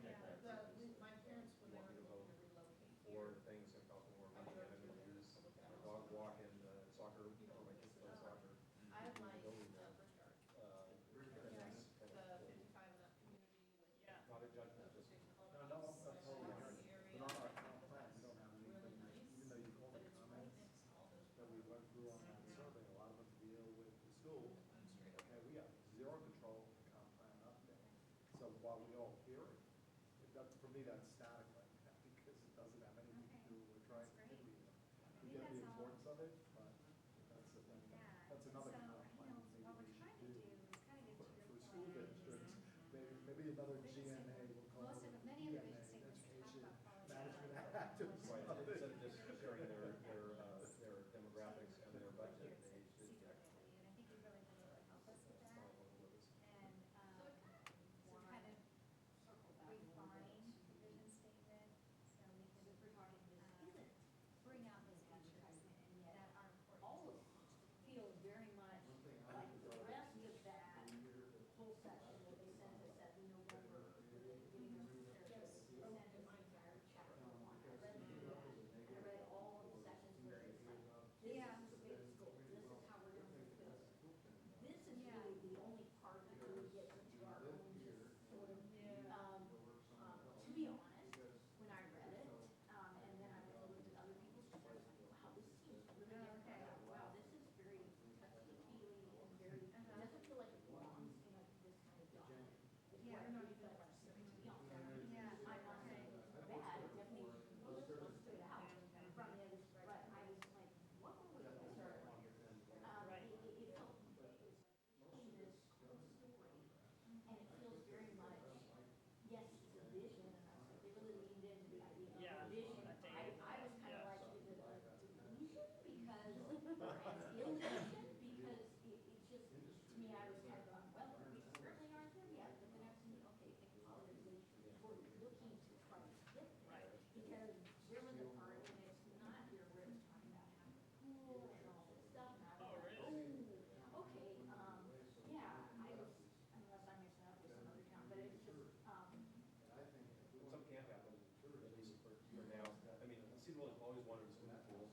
You were talking about the gymnasium. The gym has to have the gym floor. And they couldn't afford it, of course, and so they built the gym to run the pool out. And Sedro-Woolley has never been able to figure out how to make it pay, and now we're in agreement with the YMCA, and so, I think we're on track to We have it right up the road there, and what do? We do this for in our vision statement, but. Well, what is, like, stepping back, what is that vision? Is that vision that you're providing Hundreds of kids recreation go out there dressed like their parents' yeah, community. right? It's It's saying it sort didn't have to be an advertisement. Yeah. So I didn't know this, oh, Daniel went. Do you want to, yeah, exactly, do you want to encourage recreational opportunities like Behind them, that? there's hundreds. Yeah, exactly, and then I thought All maybe it's lined good to up go in back this to window, and what did we everyone focus does on that in here. this time? And I agree Like, with first your time, statement. strong sense of identity, you I already think talked that about Right, that, that's what does it, important. but what is it? Yeah, what is Because that? does it say what the identity is? Yeah, and so I feel like Yeah. it would be, like, all of these other ones see a lot of get a families little where bit people are specific, commuting, because when people are reading and this, they would rather do you the need meeting than pictures, have their you need families whole down by where pictures, they're and like somebody said, maritime, creates this image of an anchor or Yeah, whatever, and yeah. that's like, it's very clear, kind of a very quick shortcut for his for work right now. that, and we're completely Sedro-Woolley. Or even just saying historic. Yeah. There's not the word historic anywhere. So I don't see this in it, and I think that's why I asked the question about the origin survey respondents, because I feel like some of these other places such a actually small say, amount considering we have 12,000 something. we did not go into any of the background, and it's actually pretty Generation, Now, maybe it is is the complex, negative, but but we lost so many jobs. She's not going to that upstairs. level. She can have pictures. Which actually is hilarious, Right, but, said? Yeah. but I don't I know if know that's true. two or not, other but people it's that are fine. HR directors. Yeah, at so, times you know, I mean, down like, things Yeah. that, because that's what they do. They do support their families. I don't know, but when you're writing a vision statement, Yeah. the rest of your document, you're having to cross your T's and dot your I's. This is kind of what is. But that's good we also feedback. see, Yeah. so you're seeing Yeah. multi-generational. Yeah. And the things I'm as you seeing drive here down right now Jameson, are cars that I everywhere.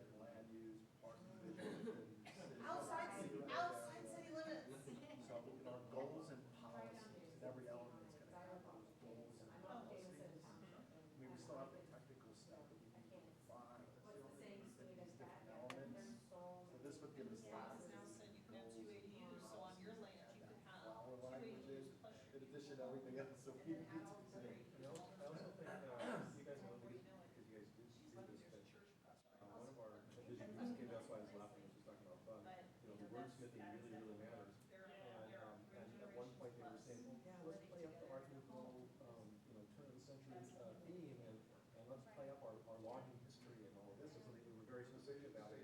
And then they started looking at it, it's like, well, Lee's favorite theme era is the Roaring Twenties and the Art Deco era. And logging, although we think formula here because we raised generations of Sedro-Woolley people, they're the killers of spotted owls and the destruction of the environment and the forest. Are these things you, I mean, not by everybody, but you think, yeah. Because it's not popular to be a logging community anymore. Not to mention that that's the industry that reminds us that it's died out, we killed off all the trees, and all the jobs went away. So they pulled away from those kinds of things. So the wordsmithing matters because we have to pick visions that are us, but also encourage people to want to actually do this. So on a smaller scale, I worked on a park in Kirkland, and it's on the Cross-Kirkland corridor, which is the old Heritage Spur rail line, right? So we worked with the historic group about all the history of uses that were there. Like you're saying, autumn maybe wouldn't be so great, or there's been a lot of cloning, whatever.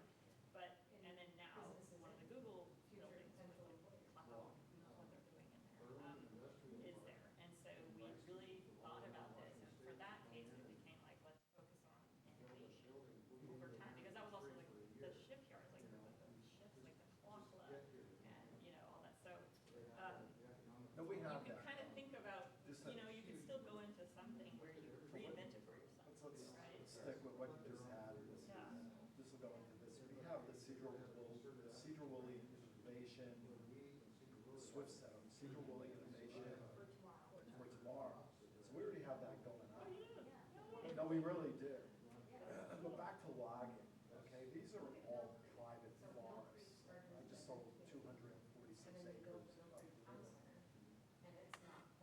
timber just grows a lot slower than corn. But these are commercial forests that are there specifically to provide a renewable resource. Forestry, no, it's a big deal. And again, we're looking at those terms, people will vote for it. Renewable, These are farms, they are farms, and they are very highly managed in so many different ways. I mean, the setbacks from fish-bearing streams, the calculations, the amount of money that goes into everything out here, please don't look at so many maps. Just right from the geology, the soil, everything in between. I gotta tell you, it's complicated. That's for years. I learned so much. I never look at the clear cut the same way that I did. And you see the newer ones that are now spread out, that they learned from the mistakes of the past. It really is a lot of model. So, and that is a big one. This whole area's history is not just here, it's straight up river. Well, it's about that, you're on the edge of a natural environment, but you are very much involved with nature in all the ways, right? Right, not just recreation, but also economic.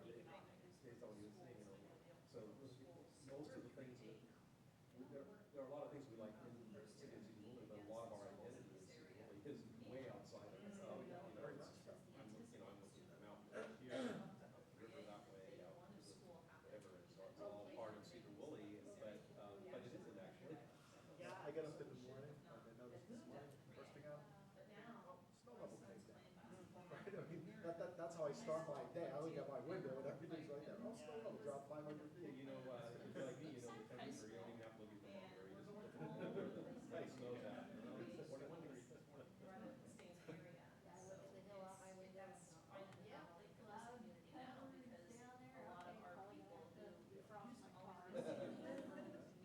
That's an interesting thing. We call ourselves the Northern Cascade, and there's nothing. No, North Cascades National Park headquarters is located in Sedro-Woolley. And they got the greatest resources there. Where the Kupilta, these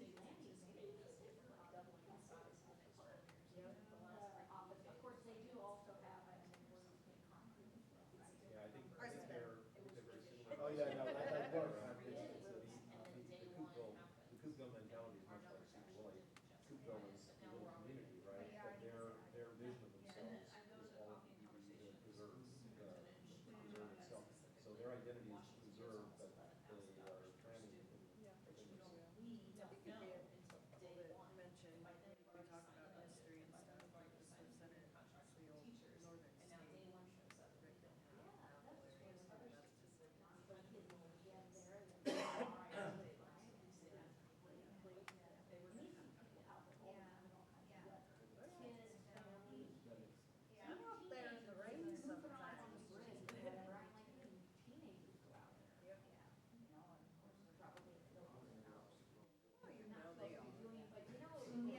You know, that whole facility is amazing. It really is.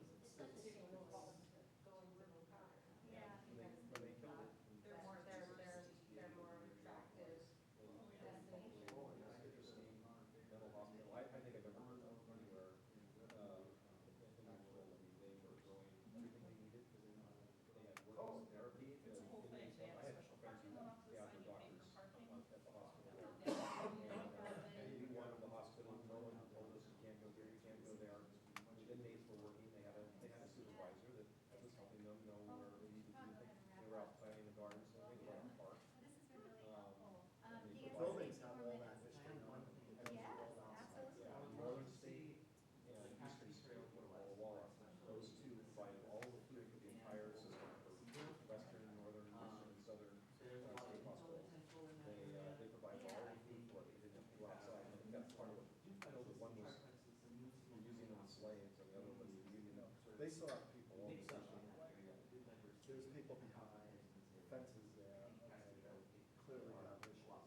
That new place, compared to the old, like the Brown Zoo. They definitely still have issues over there. They had one building, sorry. That's all right. No, I was, no, I know, yeah. Oh, so I was wanting to ask you, so when I read this, I thought this was kind of was the vision statement. This was, and so I thought it was interesting. Document this, this stuff. I assume that's gonna get updated, kind of based on our, so this was going and on the right side, to get this ready. And so I read through this, and it gets, like, I think part of the reason we're so vague here is because we actually get into detail in each section, kind of, and need to realize, but it actually was very interesting to see the things that were important to us at this point in 2016. So, like, I was thinking, well, we're fine, we got a new library, and that we checked out. So we definitely need to look over and see things. Yeah, the goals. Well, no, kind of. Well, every element, these are, now we're gonna have. Yes, right. These are, every jurisdiction is different. That's 14 elements. We only have, we have required by the State ones, and then saying how we use all of those, because this is like separate. So I was thinking, so that's why I thought the whole thing was. I think we only have 8. There. Vision statement is separate on the comp plan update and the elements. So everything we're talking about, the specifics on housing, whatever, that goes into the goals. Yeah, yeah, yeah. We need to. Which should be in the spirit of your vision, right? Yeah. Yes, like this is like your introduction. And then, but then down here, 1.8 or whatever, it says the big monster 8, the vision statement, and so I thought that whole 2.5 pages was that, and so when I read that, I was like, okay, we're updating this whole thing. John was who belongs to me, they were really hard on it. We had a succession of planners from 2005 until John came. And each one of them tried to wrap their head around it, and each of them going in a slightly different direction. And tried to clean up the documents and didn't stay long enough, of course. Yeah. John, I think, had the biggest impact in just, and getting it organized into a cohesive thing that helps specifically downtown and read much better. It did in 2010. John worked really hard. I learned so much. They did before, and So one of these kind of So they did.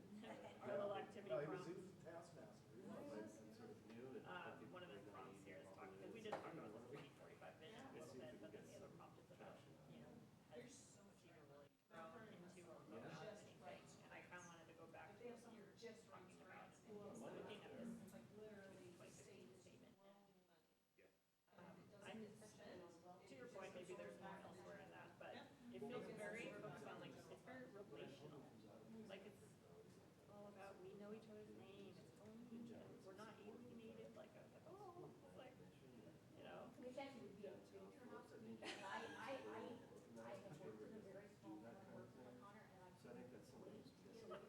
Well, so this is what I'm asking about, right? So this is all very relational, and what I'm hearing too is more about like, my environment is the vision of what I like to hear. Yes, you did talk about being able, having that friendliness is still important, but so do you think this kind of relational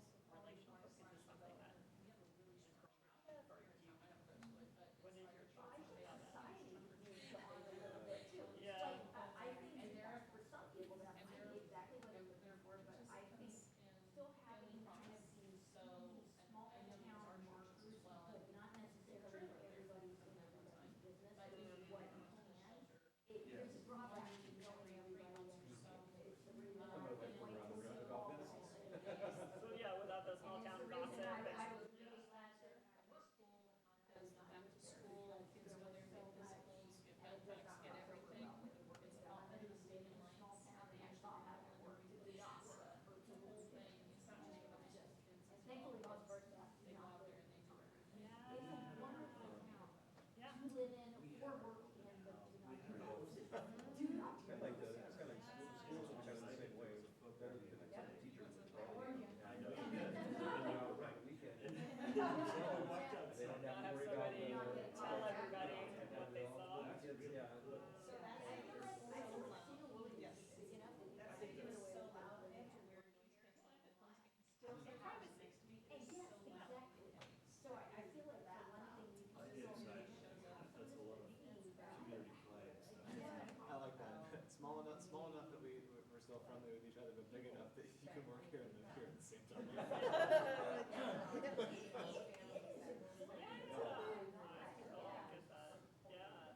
So, chapter 8 is, this on our last one, is the economic development element. And you asked that question, 2005 to 2045. Yeah. That's really hard. It's really hard. Or between now and 2040. Industry is big out here, because this is basically a blue collar town, it really is. You have this massive facility called the Skagit Industrial Complex. Right, we were That is talking about that, That yeah. is not going away. Right. Okay, plus we have a lot of other industrial growth going up, Highway 20, that's totally integrated with us. We get the impacts of traffic, industrial traffic. So, industry does drive this out here. Skagit County is unique, because a lot of it is preserved farmland. Right, so there's only certain places, Anacortes, right, Sedro-Woolley, Burlington, and Mount Vernon. I can't think of any other community that has any industrial, really anything, outside of maybe Laconic, it's all fishing base on the reservation. Right, there's no industry. Well, they have boat building, in the north. Oh, you're right, they Yeah, do. it's like manufacturing, it's not, But it's all of the nothing heavy like- stuff yeah, right it's away, not we used to have the real heavy. You wanna talk about people that have money, so Robert Yeah. Gates lives. So that drives a lot of decisions here based upon what kind of economic base we have. I mean, if you don't have the sales tax or whatever tax is coming in, it's impossible to look at a transportation element, public utilities, whatever, because you need that revenue coming in. When we lost the car dealership, Everything was covered, in 2017, we lost about $120,000 in revenue from sales tax alone when we lost that. Now, nobody's taken over that space, because now we know we have an economic village. They got enough for their action. They had to write a whole plan. They got enough for their action. When? What they were gonna buy, everything, and they all the sixth graders.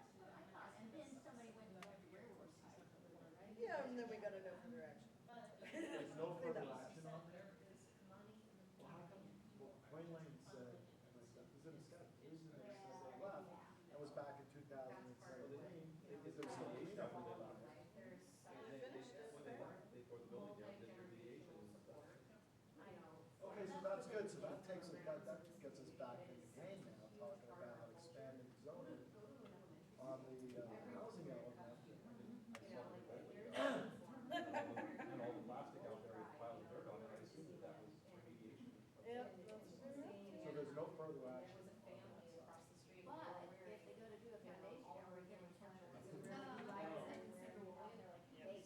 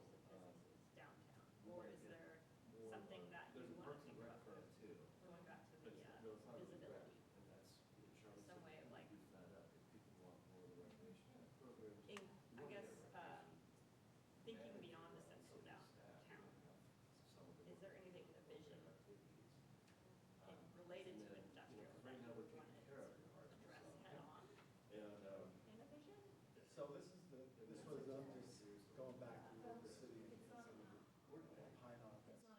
So along Highway 20, that's a mixed commercial. That's why we had a bunch of car dealerships there, that's where Savvy Bank is, dark used car prices are. So to keep all the commercial along Highway 20, there's really no residential outside of older houses there that are not conforming use right. The single family residence is you can't. Can't modify it, so it is what it is. So over time, I'm assuming that a lot of that real estate, because they're just getting old roads. All that, so youth football used to use So fields next to the. our expansion along that corridor, okay, I think we have plenty of space.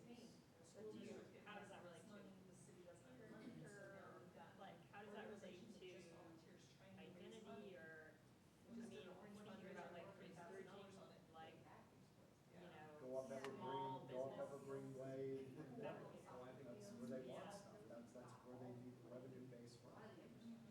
So. Maybe the word is inspiration or something, or is like you're coming down Highway 20 and you're seeing all these businesses like.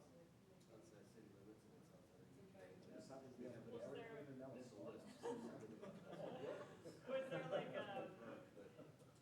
somebody was mentioning somewhere else, and I think we had a project that had metal fabricators here in the village. We have. I think it was Arlington or something, right? It was sort of like where you go to this area where there's a lot of these, it's like a development, you see them all, and they go, right, you're sort of creating this, yeah, almost like a business park, but it had trees. We have it here, automotive, Yeah, right. automotive is huge in this. Yeah. We built Wood Orange Engine, Scotch Raceway is right here, this is. Yeah, you bet. behind Bush Walk.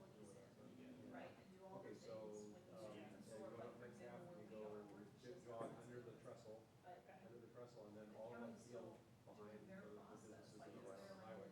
That's all zoned industrial, and it's right next to a railroad track, and yet, If I, if, right now, you guys. the guy keeps asking us to change the zoning to residential so we can sell it, put a bunch of apartments on it. And we're like, we can't get new industrial land anywhere, because when people come out of the woodwork, we even suggest zoning anything near their house is industrial. So is there some, like, do you lean into that, make it a part of the character, and make it a part, do you want to attract that? Well, Or does that depends on the kind go of against your business vision? plan. I guess that's my point. So, yeah, what is You that? don't wanna be a veteran. I would not like to see heavy food industry, I'd like to see So, light, healthy. innovative, healthy, Yeah. maybe smaller scale industries. So you weren't at the last, meeting, that's exactly what I want. We just have one class industrial, we need to break that down into different levels of industrial. And what's interesting to me is that we used to have that, Yeah, we used to have light we used to have light and heavy industrial, and they just But merged those there's into all one. different types of. But I think, like, for that central industrial park that we have in town, light industrial would be what I would want to classify that. How far Because is once that you start bunch putting of- warehousing and all of these factory type things that they could do there, it's, Now, because it's so close to. right, so maybe it's worth looking at. And then you have a trail that goes by there and people can see. Well, I want to, 14 miles, I know that you brought up screening it, but I don't think that's opening it up and then changing the layout a little bit more to where you can see through that to That's how downtown.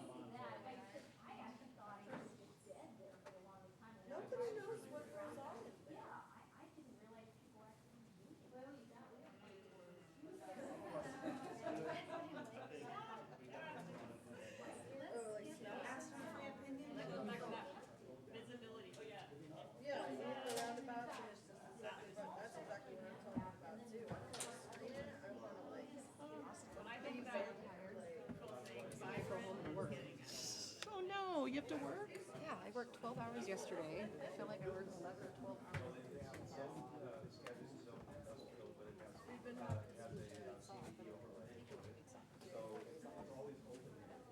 We're just gonna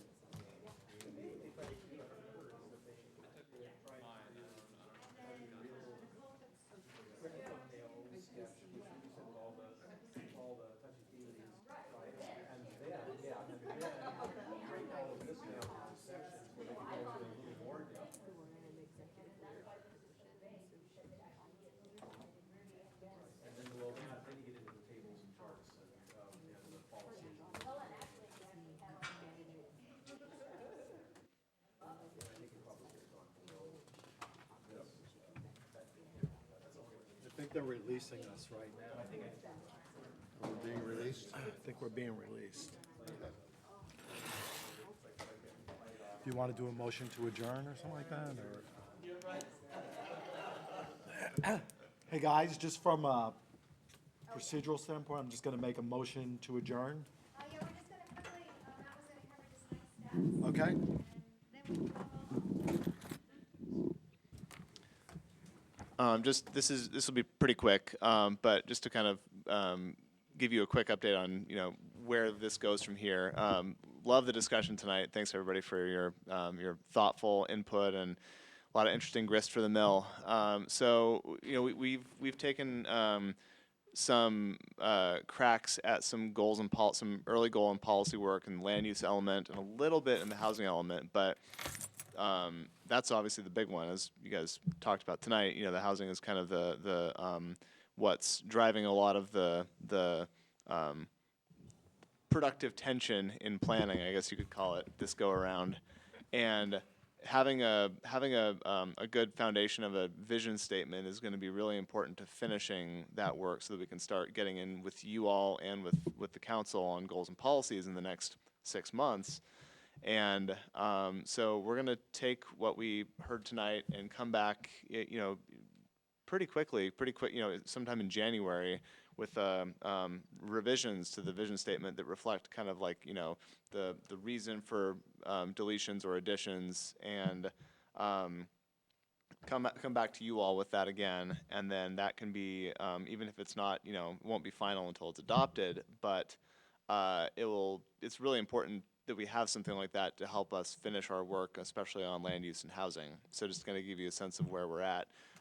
We've done, like I said, done some goal and policy work on land use, a little bit on housing, but a lot of that's going to be driven by, kind of, it's like a three-legged stool, right? It's the GMA requirements, it's the community's vision that you have expressed, and then kind of how those two things get married together is in the goals and policies is kind of, that's the whole foundation of this plan. And so having the vision statement is one of the key elements to that. So thank you for all your work. And we will be talking to Tom and Nicole and Ashton about the schedule, but I expect you'll probably see a revised version of this at a meeting in January. So pretty quick turnaround, hopefully. Any questions? Yes, Commissioner DeVoyne. Will January be a special session? I mean, I know we had other business to talk about in the next meeting. Is January going to be another special session? Special session? Probably not. Not on this, at least. There may be another, I don't know, Tom, there may be a need to do another special session on like housing specifically, once we actually get into the nuts and bolts of the element and the goals and policies. But that'll probably be another month or two out past January. We're planning a regular session for January. We've got a couple items that we didn't get through discussing. And then this would be also something we can add to that. Yeah, I guess all of those are work session items, because we're not taking any public hearings or public comment on any of that stuff yet. So, yeah. Yeah, not until we have a draft. Right. So it'll be a regular session, but really kind of a working meeting. Thank you. Tom, any last minute? No, just thank you. No words of wisdom, really, but thank you very much. I think we had a lot of really good notes and ideas and thoughts, and now you guys get to go put it all together for us and come back. So I'm excited about that. Thanks for making the time tonight. Thank you. Thank you. So, with that said, that closes the unfinished business portion of our agenda at 8:16. And with your permission, we'll skip over new business and ask for an adjournment from someone. And make a motion to adjourn? Commissioner Fatisi makes a motion to adjourn. Do I have a second? I'll second it. Commissioner Huggins seconds adjournment. All in favor of adjourning, say aye. Aye. Aye. All opposed? Thank you all. 8:16, we're done.